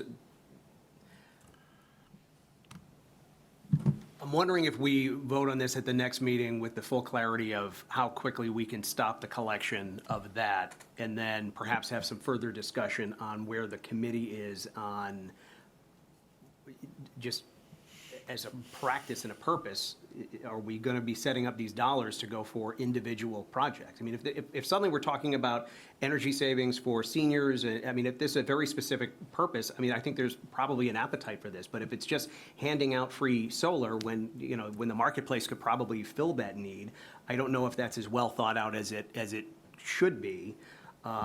Furthermore, there should probably be something in here that if we don't have a plan by X date, other than parking the dollars, they automatically get returned to the taxpayer by whatever time. I'm amenable to whatever suggestion that is, how long it takes to kind of come up with a plan. But this is a big pile of money that we just sort of took from people without telling them. So if you want to, however you want to proceed, but I think more discussion on what the ultimate purpose of these programs should be is helpful. And I think some clarity on how quickly we can stop overcharging people for their energy is a piece of that as well with our vendor. Is there? So can I make a suggestion? Sure. So what if you withdraw your friendly amendment, because that's the issue and subject, which is when can you stop collecting? Put that on a future agenda and move forward with the revolving fund with the 3 amendments we talked about. And I'd like to see I mean, we've done some editing of the documents, some wordsmithing. So I think it's helpful through the lens of we've been overcharging people for something without the transparency that we all strive for, to probably have a document that someone can see that we can vote on and discuss. So if Okay. there's comfort there, Okay. unless anybody strongly objects, can we move No, I this was to just the trying next to meeting? deal with the FAQ. I appreciate that. And this has been a very helpful and fruitful discussion, at least for me, so thank you. So do you need a motion to table this, Mr. Chairman? Yep. Okay. Is there anything before I make that motion, which is non-debatable? I'm making strong eye contact with the CFO to make sure that we're not dropping a ball here that's going to come back to bite us before the next meeting. Through you, Mr. Chair, so Yep. is the action going to be to table the creation of the revolving account? Do you need that to Well, do that? I would say that in order to get free cash into it before June 30th, we'd need to create it because Okay. I did reread this and we are going, and we can actually create it retroactively because we did certify that we did not use this revenue source in calculating the tax rate. So it is considered a new revenue source that we can create one under the statute. If we don't create it effective now and authorize a transfer into it, then we will not be able to do anything with free cash until it's certified in fiscal 27 at some point during the next fiscal year. So I would suggest, if the subcommittee is amenable to it, to authorize the creation of that revolving fund. And at the timing of Sean's memo, there just under $163,000 had been collected over fiscal 26 in that. I would ask that we include in that motion an authorization to transfer free cash. I don't even know the amount, so I guess what I would say is an amount not to exceed $180,000, because I don't know what the amount is, because we've been collecting for the last. Transfer the amount collected. So moved. And then Done. that would solve it'll solve all the problems if you're all open to that. We already have the motion on the table. Motion by Cannon, It's second already on by, the table. Well, we're limiting, the motion was, over. it can still be John's motion, that's fine, but No, this is about price. let's just make a motion to get him what he wants, and then we'll follow up with the So second. I'll withdraw all the motions I've Yeah, made. let's start over. There we go. Nice and easy. It will be until midnight. You make that motion? You said so moved, correct? I did. Second, Counsel Stephanie? No, because that's not the complete motion. It needs to be the first motion. It's the motion to create the fund with the 3 amendments, plus the transfer of all of free cash equivalent to. What are the amount of 3? mon- What? What are the 3 amendments? I'll go through them again. That's why I wanted the written document, so we could probably Got discuss. 3 simple amendments. Let's hear him. You're in Pull up the document. Just read them. Read the 3 amendments, please. So Capital Facility Project Management Department, with the approval of the mayor, is replaced with All right. Chief Climate and Sustainability. I'm going back to making a motion to table then, because this is exactly what I was trying to avoid. There is nothing, we just, and forgive the interruption. I don't want to give this money to a department that has nothing to do with it. But we're not. The What only we're thing gonna do- my motion is doing is authorizing the creation of the fund. That's But it. the fund is the language. But if we create a fund. I don't agree with the language as, the fund that's created, the way it's written. But if the fund gets created and the money goes there and nobody can hoodwink and take the money out of the account, isn't the account, it's protected, he told The us. way it's written, you can use $200,000. That's not my motion. My motion is nothing that's been prevented. My motion is. Create the account. Correct. Put the money in the account and leave it in the account until we move further along. So I hate to tell you, the creating of the account is this language. There is nothing that says we have to, then we get back to my tabling the motion, figure out what the language is, and come back with something that is available to the public to discuss. So let me review it. It's 3 simple changes. We just We're did having this we just conversation did a third $400 million budget on voice votes. We can handle 3 simple changes. What are they? Change number 1, changing the party responsible to the chief climate officer. I have no confidence in that, though. I have an objection to that. That has not been discussed, and that is a position that has not been filled. Right, which means it's going to sit there for at least 6 So months. it's and you're done. pointless to have it in there. This is something worthy of public discussion. The city of Framingham has been overcharging people for their electricity without telling them for years. Right, so you want to give this to the capital No, facilities? I am looking forward to create the fund, for the fund to have to come back for appropriation by the city council through our normal process. I am not identifying a specific. Setting up a revolving fund requires, so I'll change it to the mayor. You okay with that? No, I'm looking to create the fund, park the fund, that's it. You want to touch the money, come to the city council through an appropriation process. I'm fine not doing anything. I'm extending a courtesy to the chief financial officer because I have trust in the chief financial officer and the administration's stewardship. I do not want to in any way create a pathway to utilize funds that were not properly disclosed to the public, that we were charging them for projects they've had no voice in identifying. So when you create a fund, you have to identify the use, the authority, the amount. What are you proposing for those? I move that we table this until the next meeting.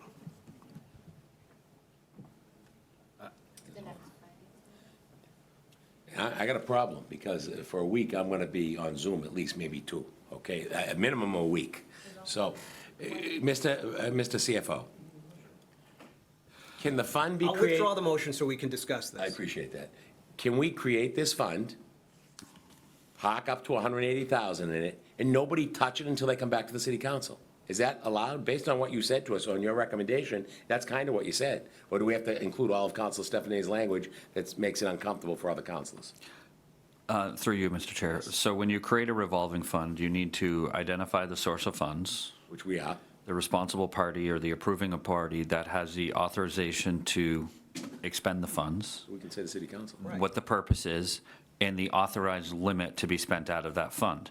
Now, for purposes of this, you could make the authorized, You can set up the revolving you account. set the revolving account up Not to based exceed on. $180,000. Zero. No, you could, what you would, well, $1, actually, you can't, I don't believe you can actually do 0, but you can do $1. Okay. And you can put the, I have to look at the template, but you can put the spending, who has the spending authority to whomever you feel appropriate, because we can come back and change that as necessary. So I think the easiest thing to do would create the fund, even leave the intended uses for it the way they are without making any modifications today. Whomever the finance subcommittee is comfortable recommending as the authorized person to expend the funds. Typically, like I said, it's, in my experience, it just say the CFO position with the approval of the mayor, however that wants to be done. And then the spending limit is $1, which is effectively going to make this a fund that exists to transfer the money in and allow everybody to continue to collaborate on how they want to do this. Correct. I mean, And- really, what I'm trying to do is just simply get the mechanism to get the money collected out of the general fund, so we don't have to certify it and then come back to take care of that. But It's I'm happy to do it either way. I'm fine with that. If Mr. Stefanini's fine with that, I think we're good. So just to In review- the final language, I'm not looking to have a debate, but in the final language, your recommendations very well may be in the final language, but there are a number of layers in this onion that have not been publicly discussed that is worthy on spending some time discussing. God bless you. I'm not doubting anything you're saying, but there's certain action that we don't need to take tonight to get him the ability to do the housekeeping he needs to do and give the council some time to have some public discussion and figure out what and the administration some time to understand what their long-term stewardship is. I don't even know what this conversation's about, because what I propose is doing exactly what he's talking about. So just to be clear, so capital projects and facility management department, with the approval of the mayor, capital facilities and management department will be replaced with CFO in both locations, and the amount at the end will be 0. Will be $1. I said think he's right $1. about it. I'm sorry, $1. Yeah. Okay, which is what I proposed, except a You different can win person. this, but this silly argument you seem to I want don't to know get why we're into. arguing. But we are, and listen, I it's don't- ridiculous. So, Council can make the motion. Let's, okay. Stephanie made the motion, he made the changes, CFO, $1. It's to hold the money, and then we're gonna come back and get more answers from Mr. Lutz, more answers to the questions that we all have. Correct. But the money is safe, it gives him the revolving account that he needs. One more time, I will. It gives him the revolving account that he needs. It takes it so he doesn't have to come back with the free cash calculation. He can park the money, and it's parked. Correct. And nobody's gonna touch it, because a buck, good luck. And you may have, by the time this gets to the full council, you'll have a better sense of what that number is, so we're not. We actually, if you authorize this today to do this retroactive to July 1st, we don't even need free cash, because we'll just move the money out of the general fund anyway, so it solves the problem. Okay, so we have Council Stefanini's motion with the changes, second by Councilor Cannon. Yeah. Any further discussion? No further discussion. All those in favor, because we're in the room, please raise your hands. 4-0, okay. It wasn't Wow. easy, but at least it took a long time. Right, but hey, it's done. Listen, we get things done. At least we get things done. They can't say we're not in the solution business. Okay, excuse me? Is someone gonna send all of that with the final decision? You'll I'll get, send it to you. Council That's why I like written motions, for that exact reason. But he had one, but it just, we had to tweak it a little bit, so all good. And it solved all of our concerns, which are excellent. Okay. Thank you, Thanks, Mr. Sean. Lutz, Thank you. and for being here. Thanks, And guys. listen, thank you for all you do, because you answer the phone, you call people back, and you respond, so Yes. I appreciate that. Likewise. Okay. Order 2026-065, upon the request of the CFO, a direct referral to the Finance Subcommittee, consideration of the appropriation from free cash for FY 2026 budget shortfall in group insurance and Medicare. Mr. CFO. I have a motion, and when the time comes and all that stuff. Thank you, through you, Mr. Chair. As outlined in the memo, I think we had discussed both of these a little bit during the budget process. We did highlight that there were an additional 75 qualifying events during fiscal '26 that had not been anticipated for health insurance. So we're requesting a transfer of $1.5 million from free cash into the group insurance account, and the FICA Medicare expenses are trending about 5% higher than last year. And so that has resulted in an additional request of $101,000 to supplement the existing $2.8 million appropriation. I would note that both of these were presented throughout the budget process as expected. We were just waiting to finalize and confirm that those estimates were still accurate, at which point on June 23rd, they still are accurate. So the total requested transfer from free cash is $1,601,000. And then I do have a memo pretty much for exactly what he just said. To Charlie Sisitsky and Mayor Tassino, and CFO, Mr. Tassino, from Brian Turbett, CFO. Request for the appropriation of free cash. The memorandum submitted with the request of approval of transfer of free cash for a total of $1,601,000. He just said what it was all about.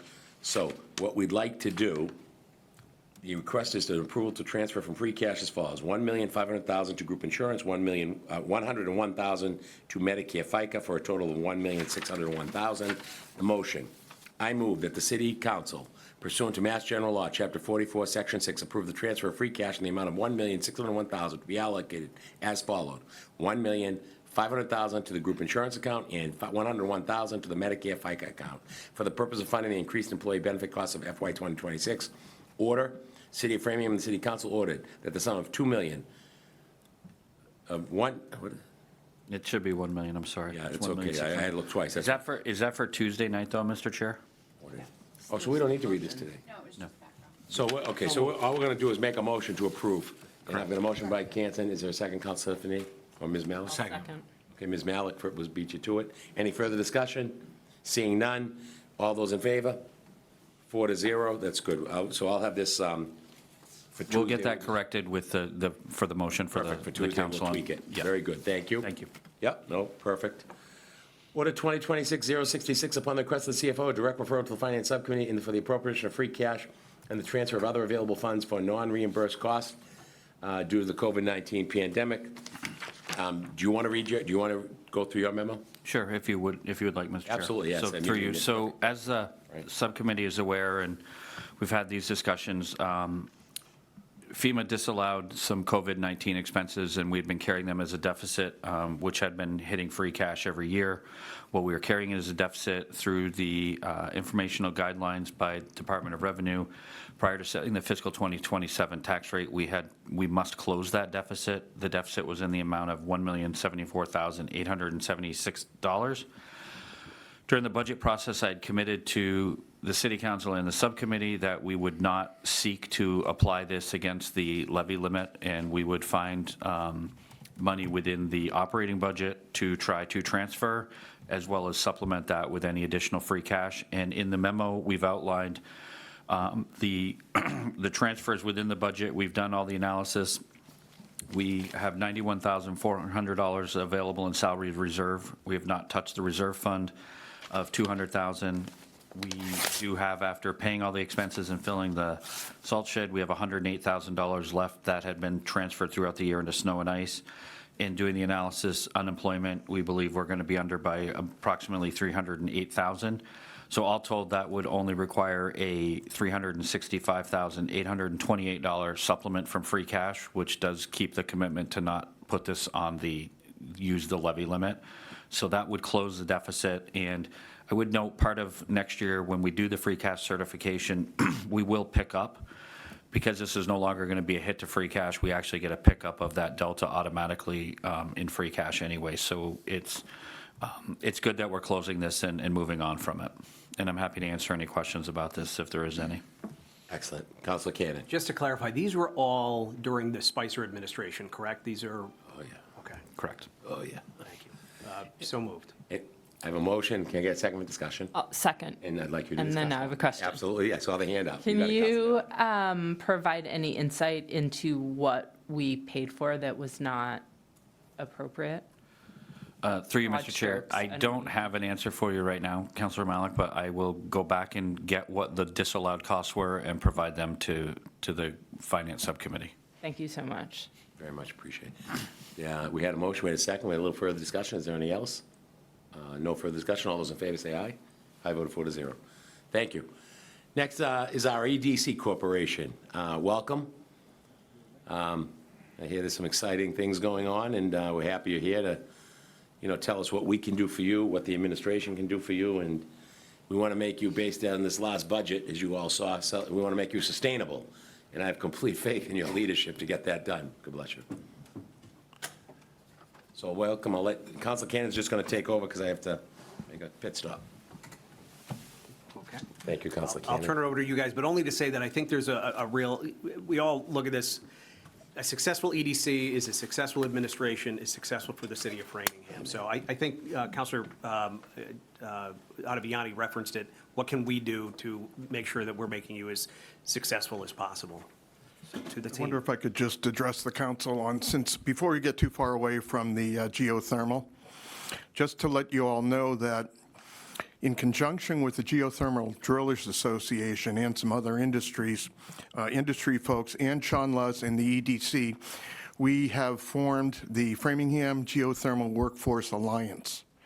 Okay, and this is a group that meets once a month and has to do with workforce development and training programs.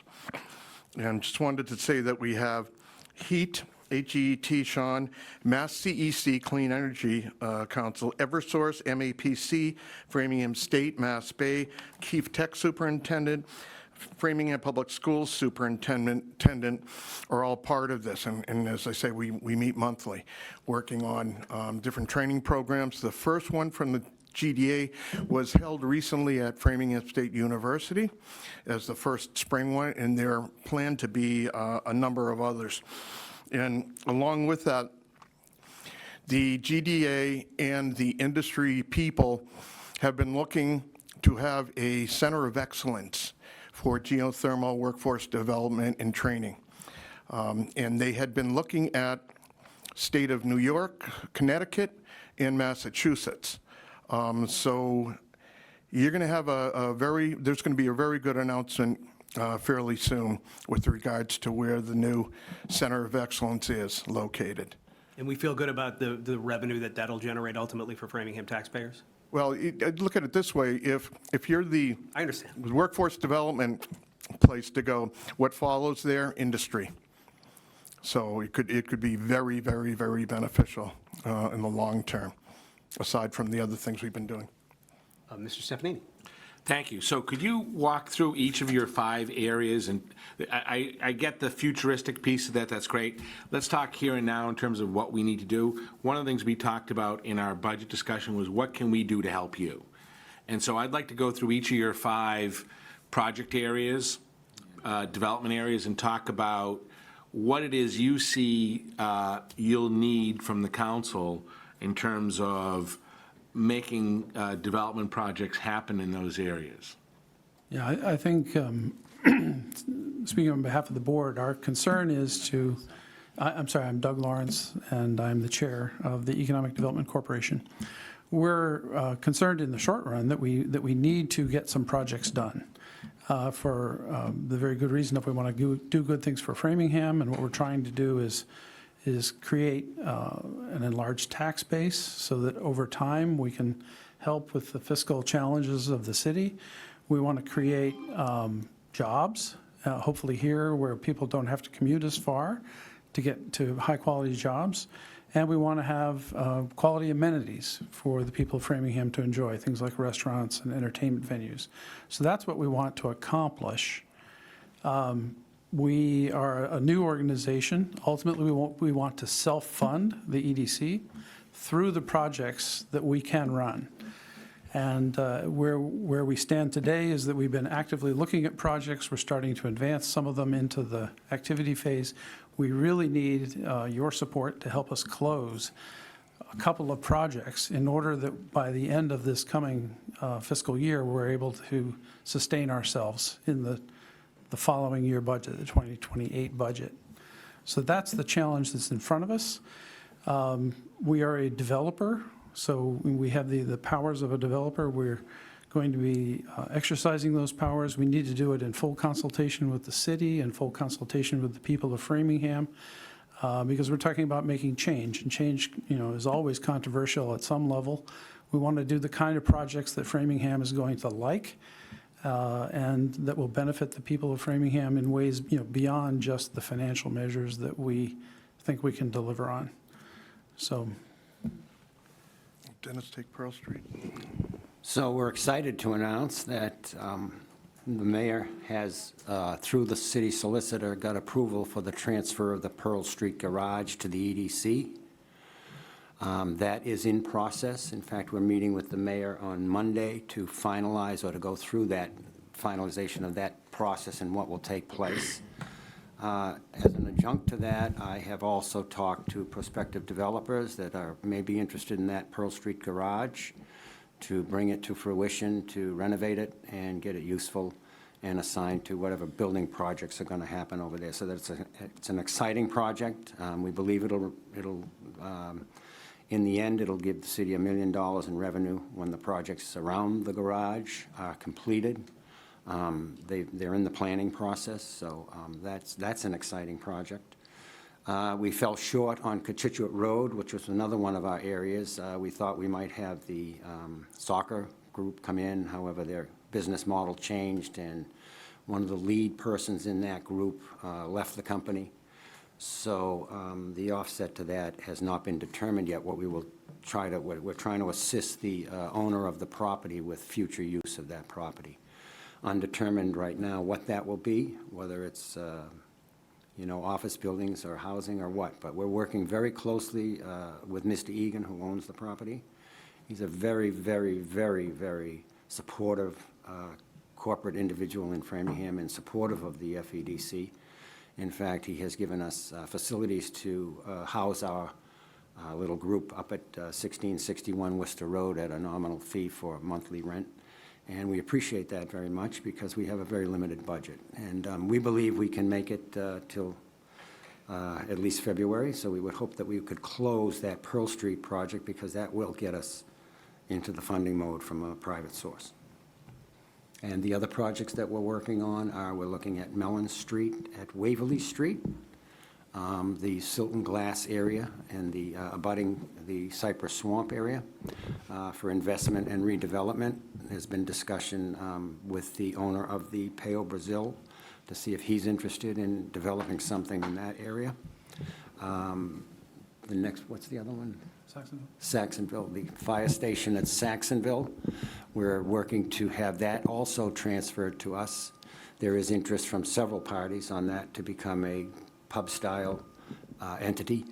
And the owner of the Saxonville Mills has a lot of interest in it. And as you may know, there's already some negotiations going on for the pump house there. So that's kind of a natural that will take place. We are working with, in fact, we met with Mary Kate Feeney this morning and looking at any and all non-used public buildings and facilities that could come over to the EDC for further development. One thing that we did not have on the recent PDA plan that has come up is we wanted to question about the facilities building in Pinefield, what's going to be happening with that, if there's any determination yet, but we might be interested in discussions about that building also, if they're going to be leaving there to go to a different part of the city. The other thing that we're doing is we're reaching out to corporate partners and corporate individuals. For example, Temescal is looking to get out, to leave the community. Rick and I made approach to Ground Round in Shrewsbury today. We met with them. The lease is enormous. Temescal cannot cut it. So we're negotiating some terms with their attorney to bring Ground Round into the area. Now, whether it'll end up there or not, we don't know, but we're negotiating that. So we're working with people so that we don't lose, we don't turn a building into a vacant nothing. So we're hoping that we can work with them as well to get them some facilities in Framingham. They're very interested in coming. So, I'll get to everybody. Thank you very much for being here tonight. Appreciate the update. All good things. The Pearl Street Garage is huge. You know, I've had people reach out to me on the Saxonville. All you do is drive to downtown Ashland. You'd never believe it, but those tables of bumper cars, the fire pits are going, the food trucks are there, and it's revitalized that whole little corner next to the old, I call it Mahitables Bakery, but it's not Mahitables Bakery anymore. It's the old Ashland General Store, or whatever it's called now. But thank you, and thank you for thinking outside the box. I'll open it up to the councilors. Council Stefanini, your hand was up first. So just to follow up, thank you for that answer. I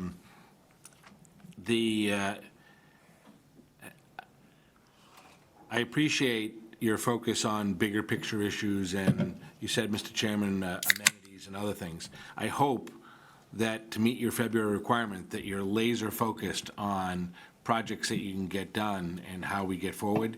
And so I would ask a follow-up question, which is, what do you need from the council? What do you need from the city? $1 million.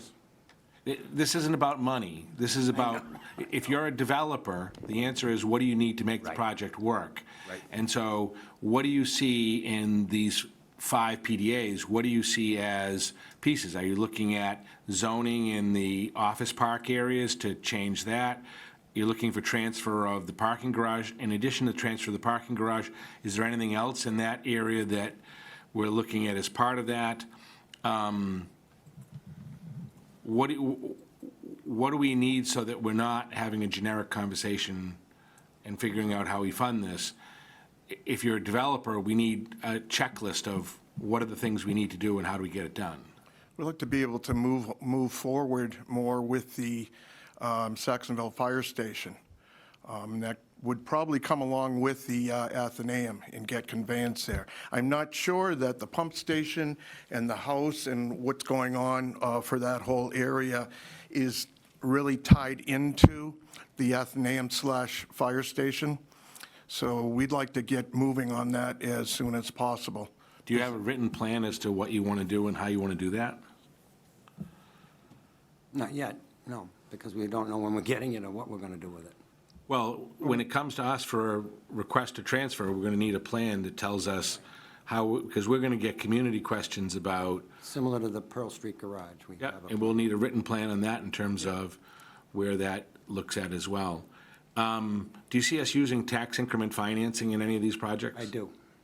In fact, that was part of the discussion today with Temescal and Ground Round, because that is a serious situation where the revenue that's generated from that site doesn't nearly meet the required rent. I mean, to the point of it's almost half. So they're losing money daily. So I think, some sort of TIF may be needed there to keep them in the city or to keep something in that facility. But we are looking at TIFs as well, and I think we will be using them quite readily if we have the right projects. So just to help you in that regard, you should look at the council adopted an ordinance on TIFs. Did Scarborough, correct? Yeah, but we did a policy that asks for specific things as part of the process. You should look up the ordinance to make sure you have those things figured out. Thank you for that. I don't think we'll be going to TIFs as the first thing that we think of when we look at projects. That's for projects that require that to make them viable, then I think we look at TIFs. But ideally, we're going to be identifying attractive enough projects that they don't require TIFs in many cases. Councilor Stefanini, to your point about the, what we're calling the Innovation District to be up at Tech Park and 990 Office Park, we would really like to look at the zoning all around those two sections, okay, those two districts, and do a study on what it could become in that area. and what needs to be changed. I mean, I know a whole lot of the city zoning elements have to be looked at, but we'd like to concentrate on that there. And possibly as a starter for that district that we're trying to put together, if we can come up with an incentive program that includes TIFs. So it could have a number of different elements in it that would be things that would really help to bring industry in from outside of Framingham. Because co-location for the tech is huge from Europe to Boston, and we should be able to take a chunk out of that. But we need incentive programs. So you should take a look at the TIF ordinance, because it lays out specific things for that. Councilor Cannon. Thank you, and thanks for the teamwork on this. I'm very impressed by the committee that the mayor has assembled, and each of you for giving your time and your expertise. I think the zoning, particularly at 990 and the tech park, I mean, I think that's a blank canvas. I appreciate that, you know, the soccer idea, the fact that you're nimble and looking at things that haven't been done before. They're not all going to work, but that was a good, you know, let's try some things and let's look at some things and let's be nimble. But I would love to see sooner than later, whatever your zoning idea is for 990 and the tech park, because I think that's probably the least resistant, the least change-resistant area where we could do zoning. The council hasn't been good at zoning. I don't know if that has, I'm seeing a lot of nodding heads, so apparently word has gotten around. But I think it would help us also get more comfortable with zoning changes, and I think it's you know, that could be transformational for those two areas, which are long overdue. You've got you got world headquarters up there, and it doesn't look like somewhere you'd want to be. And I think a creative mixed-use type project at either of those sites would be transformational. So you have my support there. I echo the comments on TIFs. We probably are afraid of them going back to the town days, but done the right way, and all of you have some experience with that. I think there's this comfort and an appetite for that. So yeah, be as specific as you can be in the asks. I tend to tune out with the broad stroke, warm, fuzzy, you know, it's got a cool name and we're going to design a logo. It's not actionable. So the more actionable requests you can come, then we can be a nudge to the mayor if we need to be. But I think there's consensus there that, you know, a successful EDC means a successful Framingham, and that only makes him look good. So the other thing that we are looking at that was not on our PDA is an area over in Saxonville at the current Avalon facility. There's some land in the back of that has been granted to the city for recreation by the previous developer. I have looked at the deed on that property, and the property is under restriction for recreation use only. However, that restriction can be removed by the grantor, and we believe that would make a great area for a project 40Y for the city, for those new Small lot, small lot, yeah, 4 on an acre type housing that would supplement the existing housing there, and there would be entry through that Avalon facility. We have reviewed it with the previous developer and with a possible developer that would be interested in the property, and I think we believe it could be something that can be done, and we're going to be starting plans on working on that. So that will likely come before you at some point in the future. in 40, what is that? Those are starter homes? Is that? They're starter homes or downsizing homes. That's fabulous. They're affordable housing for affordable housing, and large also percentage is for affordable. seniors to downsize. And what we're trying to look at in the 40Y is how you can determine that only for the downsizing, Framingham residents would be involved, because that's how we're going to open up our housing market. That's pretty tight right now. If somebody has a 4-bedroom house and the kids are gone and the husband's gone, they can't leave. Great. Okay. Sometimes folks hear, you know, we're talking about projects and it's residential, and they picture these massive apartment buildings, and I don't want people to ever think that that's exactly what Framingham is married to. Starter homes, downsizing, 40Y, that's great, and it's certainly in line with what we've heard a lot of councilors talk about. One of the things that's very evident is the projects that are being developed right now in Framingham are enticing folks from Newton to downsize. So Framingham people have really nowhere to go to downsize. To downsize at a tune of $1.5 million you know? So we're stuck. We got to find ways options for to residents. help our people that built Framingham. Right. And just one at a time, and that, we've said this over and over again, Framingham doesn't truly have an over 55 community No. that works. No. And when I say that works, the average person in Framingham, I keep hearing about all these average tax bills. Yeah. If somebody has a house that's worth $500,000 to $799, even say $899, they surely, at 55 or 65, because usually at 55, they're not pulling the trigger, maybe 65, 68, 70, they have to sell their home, and then they have to go up to Grove Street and pay $1.5 million. That's not what somebody that age bracket wants to do. They don't want to sell their home and have to go get a mortgage. They're looking for a lateral move, and that's what we don't have in Framingham. We have it across on Pleasant Street in Southborough. They've got that over 55 community that's very affordable, very nice. We have a couple of people that work in the city of Framingham that actually live there, and they're nice. They have nice amenities. But it's affordable in the sense that you can sell your home, you can buy something, and still put a couple bucks in the bank. Because nobody at that age bracket wants to go sign on the hook for $1.5 million house. At least I don't know any of those folks. That's the problem. Somebody might, but I don't know them. Counselor, and I was just reading up today that Mission Hill, there's a big project going on there, an addition project for senior housing affordable that starts at the age of 62. that's So a you good might want number. to look into that. It's pretty exciting. Council Cannon, you're up next, sir. Thank you. Have we defined a list? I know there was some discussion of municipal properties a number of months ago. Have we gone through that inventory, and formally has the city given sort of that list of inventory to the EDC? So they're kind of in, I'm sorry, I thought you were. Sorry. Just to follow up on what they said about the Saxonville area, is a piece of the reorganization that would combine the Parks Department with facilities.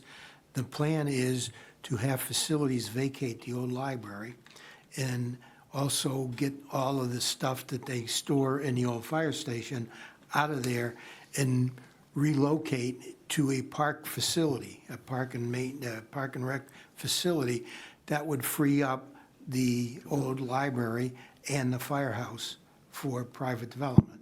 Excellent. That's the plan. We're working on a side plan, an agreement with the owner of the mills to make that trade between the pump house and the house on the corner of Danforth and Elm Street to do the intersection over, and that's in process as well. The meeting that Dennis is talking about that we're going to have in the next few days is to start working on a formal agreement for the city to transfer ownership of the Pearl Street Garage to the EDC. When he said that we have the clearance from the city solicitor to do that, what he really means is that the process has been simplified by her opinion that we don't have to go for special legislation, or we don't have to even go under the 30B because they're a government entity for that purpose. So the city can gift them that garage without going through a big procedural rigmarole. It still requires the city council approval, which is what the ask is going to be eventually. But the procedure's been very much simplified, which will enable us to quickly come to some kind of agreement for the transfer of that property. That's fantastic. This is music to our ears because we've talked about so many of these things for such a long time. One thing I'd like you to continue to consider, but your reorg and so many of a lot of positive momentum happening in so many different areas now. So I'm not as much of a nudge as I probably have been, as long as you have a plan. I mean, it's Music to the area. Music. Everybody's got music tonight. is the long-term plan for 61 Lincoln Street. It seemed rudderless for a long time. It seems like there's a lot more attention on stewardship of our buildings. My only concern is that it remains medical office space and has a protected use, and there's an incentive for people to move into the building instead of the population there dwindling. So if, in a perfect world for me, unless you have a plan that is going to do just that internally, and you very well may, when you're ready to share it, you will, is do the housekeeping that the city needs to do. Councilor Stefanini alluded to that and was correct in our last meeting. I think I sounded like I just turn it over now. That can't be done. There's some housekeeping that needs to be done with the current structure. But once that's done, I would like to see the EDC have stewardship of that building. It generates revenue, I think is a great opportunity. However, if you do have, if there is something in the works, because you got a lot of good stuff in the works, you know, but let's make sure that that doesn't remain as it has been on the list of priorities. Councilor Malik. Thank you so much. I have a question about the Pearl Street Garage. I understand we currently do receive some nominal fees from renting out space there to Verizon, to DCAM. Would that, once that transfer happens, would that small amount of income then go to the EDC? I don't know if That's I'm going to be correct. part of the negotiations. Gotcha. Thank you. And just to piggyback on Councilor Cannon's, that, you know, I still get calls on Lincoln Street. We all do, I think, all right? Because, you know, we either have a friend or a family member that has a doctor in there. And at the FBA, we got bombarded. All of a sudden, we didn't know. We knew somebody that his mother was a doctor in the place. And it just was, I was shell-shocked. I didn't realize it. So I know that's a little more complicated because of Strauke when he leased it. I went to elementary school there, so, you know, a long time ago. But I know that has a lot more moving parts. But if we could do something, you know, this new CEO really is I truly believe he's the real deal. He's been there longer than most. He comes to events. He was at the FBA. He's been at other events, and he wants to be active and engaged in our community. They bought in Ashland, so they're in Metro West. He's not living somewhere else. He doesn't have the back of the Velcro on his phone, so rip his phone off and put a different number on it or a different name. So he's lasted longer than most CFOs. So he wants to work with us. I know he told us when we joked, do you want to give up any land or buildings? He doesn't want to give anything up because they have a lot of open space, meaning empty parking lots and things like that. And the hospital is only half operational. If you listen to some of the nurses, a lot of floors aren't being operated on or being done. But I think we have a huge opportunity with that CFO. You know, when he first came on board, I had the opportunity to meet him with you. We took him to lunch, and he's just very personable, and he's trying to get engaged in different things, the FBA, the Rotary, the Chamber. And I think it's a unique opportunity for you to work with him and see what we can do there, because we want to keep people want to go to a doctor's office that's next to a hospital. It's a huge convenience, and Council Long worked hard on that for a while to change and maybe make a hospital district, and it got nowhere. But we're getting zoning done. For the first time, we got some zoning done in Framingham, you know, up at Clarks Hill, and she's got a big full plate for the subcommittee, and hopefully that can help work with all of you folks. And, you know, the most important thing is economic development. You said it, Doug, when I was coming back in the room. You know, need to generate we saw how bad it was this year, okay? And it's not getting any better. And we're all getting a lot of heat for it. But I thought we did a thoughtful, and I thought it worked out as well as it could in the big picture. And I think by you people going out and us at least, I don't want to say we have to chase Marlboro and chase Natick, but they're doing some good things. And we have an EDC that's made up of some well-equipped and solid folks that have the wherewithal to get things done. And thank you, Mr. Mayor, for getting that done with the city solicitor, because that took a lot, and that took your leadership and your team to get that done, because the last thing we need to do is go to the State House and go here and there and everywhere, and it would have been delayed another 3 or 6 months, and we'd be all talking about it even more. So thank you for getting that done, and good luck with the negotiations. Anybody else have anything they want to share or add? I'll take a motion to adjourn. Oh, wait. Oh. Anthony's item. Oh, Anthony, I'm sorry. You're up. Thank you. So as you all know, my position was established by charter, originally as an auditor. You guys changed the title and things a few times during the search process. I just wanted to kind of review and go over what you all are looking for in terms of the audit component, which I think is an important component of the position, although the title may have changed. The way I think it should go is more of a review process with the department, work cohesively with the CFO, the COO, on a review of each department. And I see a review taking, you know, a long period of time, just going through in detail procedures, the way things are being done, and just look for areas of opportunity for improvement, not about, you know, finding blame or anything, just a review department by department. This year you got on board late. He did reach out to me. We had a conversation. I think he needs to be able to get access to these departments and get information from these departments. And he can't be fighting a brick wall. He needs cooperation. from the CFO, from the administration, and the COO. And that's what we need. We need to build it because he's working for us. And he's going to get answers to questions that we want answers to, and shed a lot more sunlight on some things that we don't know about. You know, we talked about, we're going to give you that car project or the vehicle project is something we want to talk about. But all these different departments and divisions, I don't believe it's been as easy for him to get information as it should be. So whatever you need from us, the entire council, but specifically us, we're happy to do whatever it takes. So I appreciated all those ideas you shared with me on the phone, and you might want to share them with them. But it means him dealing with each department and getting information and not hitting a roadblock.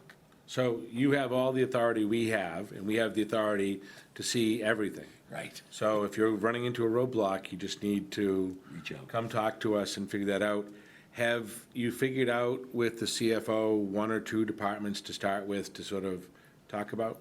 I haven't, no, and I haven't approached them about it either. After the budget. You wanted to wait till after the budget. Yeah, I mean, I have no preference. Ideally, you know, something on the medium size, not library, building services, something along those lines, probably. But I have no preference. I don't know if you guys have any suggestions or what, you know, is a priority for all of you. I'm completely open to anything. My suggestion would be to find something that the CFO is interested in, so the two of you are sort of working through and thinking about. A little collaboration. Yeah. I mean, you're independent and different, but we're also the same team. And I would talk to the CFO about what departments they're interested in. Maybe you can be of mutual assistance and figure out how to do something. But pick one or two that make, I mean, that's my opinion. I mean, I think we could throw darts at a wall, but if we want to be collaborative and everything else, figure out the synergy there. And I'm sure he'll appreciate the help on both ways, because it's been, you know, I've been around a long time, and I just, the tone of change. I was at a retirement party tonight, and somebody said how it was a pleasure that when you thank people, Brian, you know, you're thanking the team and you appreciate what people are doing. It goes a long way. You know what I mean? It just, you know, when we all work together and we're all on the same page, we all love Framingham, we wouldn't be here, okay? You know, it is what it is, so. Just to add to that, the other thing that the CFO was putting together all of all those funds. 100 different accounts. In terms of the activities and everything else. There is a lot of surplus in that. I think it would be helpful at a future Finance Committee meeting, little projects like that, where we can look at it and figure out what of those dollars should be going back into the general fund, what of those dollars should be used within the various accounts by increasing the expenditures or looking at whatever it is that needs to be spent. Because there was, I forget the number, but it was like $7 or $8 million. It was a lot of money. It's a ton of money. So, Council Malik. Thank you. I don't have an opinion on which department you should be auditing, if it feels like that's one of the questions. I hear you on the mid-size to start. I had a question. Are you working on the vehicle policy, sort of analyzing that simultaneous to this? Yeah, so I've talked with Mike about it a few times. Today I was looking at it, compiling it. So I have all the department by department. I put it all in, you know, the same spreadsheet. I can only go so far just with a spreadsheet, though. Like I mean, I can tell you the police department puts about 14,000 miles a year on their cruisers. Snow equipment does about 6,000 miles a year. As far as the next steps in terms of what to do with that information, that's more of, I think, an administration type decision or suggestion on, you know, are there too many cars? Are there not enough? What's the replacement schedule? Things like that. But yes, I have been working with Mike on that. Thank you. That's good to hear. I'm excited to hopefully delve into that. Do we have a sense, I don't know who to direct this question to, of when we might have that conversation about, or are you going to look at a proposed new policy and bring it to us? What how might it move forward? Hopefully, the sooner the better. And we'd like to see how many cars are out there on the streets. I counted the cruisers one night in the parking lot, the unmarked cruisers, and I was. Well, we have that information in a I know, but spreadsheet it's- on the number of cars, but in terms of use and assessment of, do we have more cars than we need? Do we not have enough cars? Is there a plan from the administration and how you're going to look at that?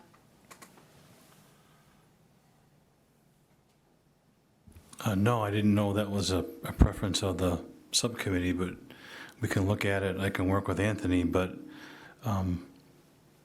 that's the first I'm hearing that. Well, it sounds like you guys have been working together. Right, but we haven't talked about who needs what and how many vehicles should go to each department. We haven't gotten that far yet. Okay, well, I don't know how my co-counselors feel, but for me, I guess I do think there's value now that the data exists to sort of delve into it and assess Policy. what best serves Framingham in this day and age in terms of our vehicle and vehicle policy. So I'll just say that. Thank you. Councilor Cannon. Thank you, Mr. Chairman. I'm really kind of stunned to hear that because aside from this coming up at the council, respectfully, you're the chief operating officer for the 14th largest community in the Commonwealth of Massachusetts. How are we not constantly, or at least on a process that you've defined, identifying or developing a policy which decides who gets a vehicle, who doesn't get a vehicle, who gets a vehicle because it's emergency response, what the process is for deciding if the vehicle has GPS data, which we don't seem to have a firm or consistent handle on. I mean, I guess I'm glad that the council's coming up with this, but that's a vehicle is a massive, I mean, we kind of treat them like they're pieces of gum sometimes because we seem to be so free in giving them out, but how do we not because the council asked for it, but how does the COO not have a defined policy on how we define and provide stewardship to the fleet? The vehicles that we have are all being used, so I'm very curious to see what Anthony comes up with. Each department has a certain number of vehicles that are used every day, except for DPW. They have a lot of snow equipment that probably sits all summer, but I didn't know where we were starting with this. No one told me what the objective was to come up with a plan.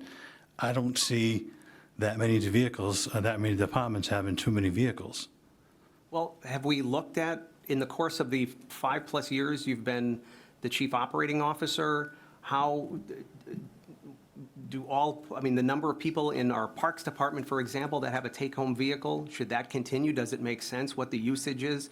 Does it make more sense to have a pool of vehicles that don't have, that aren't needed to go through more four-wheel drive scenarios that perhaps a public works vehicle needs to go through, or an emergency response vehicle? So if weights and measures needs to go out in the field, but also Framingham Facilities needs to go out in the field, instead of buying multiple vehicles, looking at what that usage is and seeing, well, does it make sense for the city of Framingham to have a pool of vehicles, and you don't take out the facilities vehicle or the weights and measures vehicle. I'm picking things at random, but there are going to be things that kind of fall into this category where that staff person can just take an available vehicle. I'm stunned that we haven't looked at that proactively. I have looked at the pool, the vehicle pool, and I'm not a fan of it. I don't recommend it. Okay, I'd love to look. We have decreased the number of take-home vehicles in the last couple of years. I would feel more comfortable every time a request for a vehicle comes through to us, knowing that the administration is looking thoughtfully, not just at we have to replace this particular vehicle because that particular vehicle is at its end of life, that we have a more broad global policy, not because the council was a nudge and asked you to create one, but because the chief operating officer of the city of Framingham is being a careful steward of its municipal resources and has decided and defined, well, we can move this from here to here. This position has changed responsibilities. This one isn't on the road as much as it used to be because of technology. Like, a lot has changed over the past handful of years, and we've never really looked at it, it sounds like. It's not true. I have looked at it. I spend hours at DPW during capital budget season. I spend hours at Parks and Rec in their yard during capital budget season. I either recommend to the mayor or I don't recommend new vehicle purchases. I appreciate that. And I think on a case-by-case basis, we probably do a really good job there, and I thank you for the time that you invest on that. But is it consistent? It still puts us in a reactionary way of operating, and I think that's where we've been for a very, very long time. And we're close to, I mean, we're $400 million.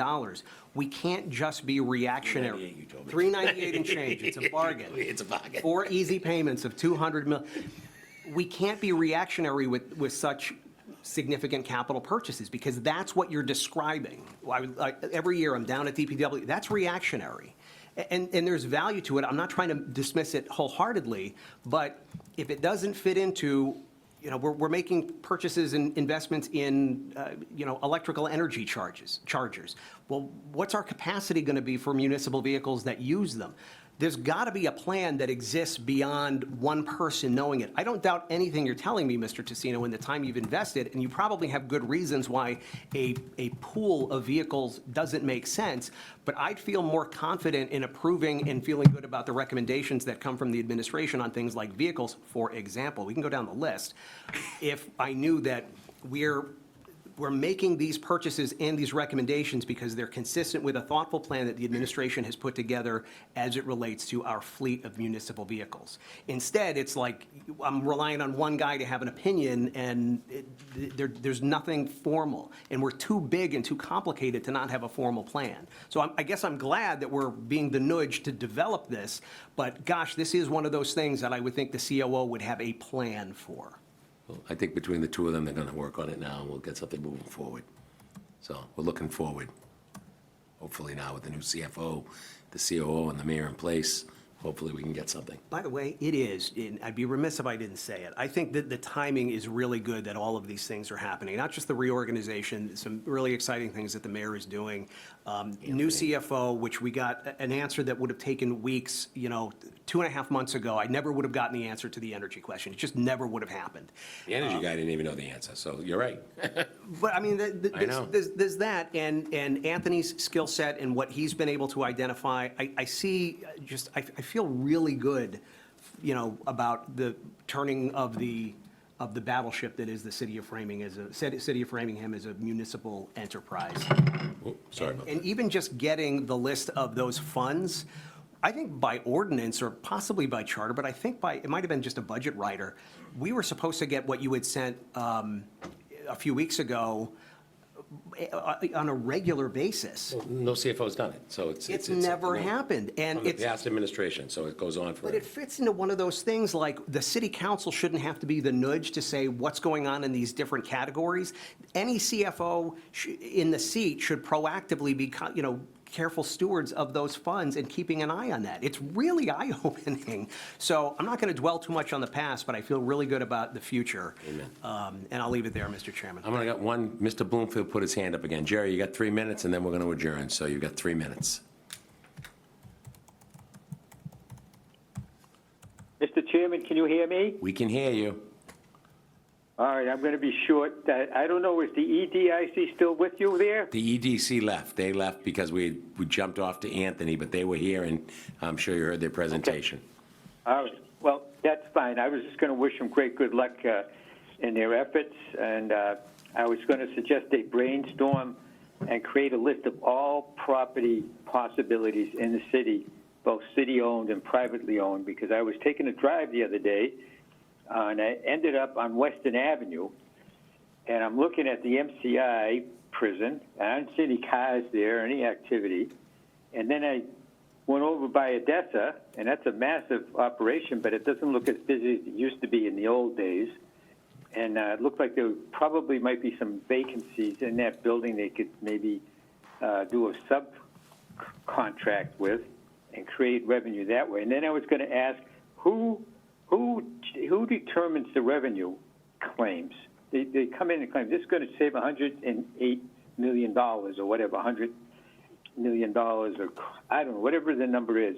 Who do they have that? Who makes that determination, and how is that tested? Is that based on confirmation with the CFO? Does the CFO say, well, that you brought it forward, but you claim this amount on that project, but this is what we really think it's going to generate, so that we at least understand what we're buying into. And then I was driving around some more, and I was up on Clark's Hill, and there's a beautiful building up there, and it looks empty, and I think it's the Social Security building. It looked empty. And I don't know if anybody's doing Just, I'll anything interject, with Mr. that. Bloomfield, that project's been in front of the city council. You're usually here for public participation, but we just passed through Councilor Long's zoning subcommittee and the full council. They're gonna revitalize that. That building's 100,000 square feet. There's only 10,000 feet occupied by Social Security, by VTT, in the Metro West Center for Independent Living. And they're gonna convert the upper floors to apartments, and there's a whole new redevelopment going there. So that is very good for our economic development picture. Okay, I didn't know that. No worries, we're Good filling news. you in. And what's happening with the Salvation Army building downtown? It was supposed to be a supermarket. You know, we can do this offline, but Ciabra is actually in the process of moving forward. I had a meeting with Mr. Sarkisian the other day. They're in the process of moving forward, and that will be a huge revitalization for downtown Framingham. So any of these, you can talk to any of us offline, or in public I'm just participation. wondering, if it's lying dormant or unused, that they're at a lower property value or no property value, it has to be occupied before they get charged property taxes? You know, I gotta be honest with you, that goes either way in this city between you and I. I had a vacant restaurant for 3 years, and I still got paid taxes for what it was worth. So it all depends who owns the property and who gets the abatement, to be honest with you. Chair, I'd Councilor like to Malik. make a motion to adjourn. All right, Councilor Malik just made a motion to adjourn, Jerry. We have a second by Councilor Cannon. No further discussion. All those in favor say aye. Aye, voted 4-0. Jerry, thanks for signing in, and on a side note, thanks for checking in, and surgery's tomorrow, so thank you. Good luck tomorrow. Well, good luck to you. Good luck tomorrow. Good luck. Thank you.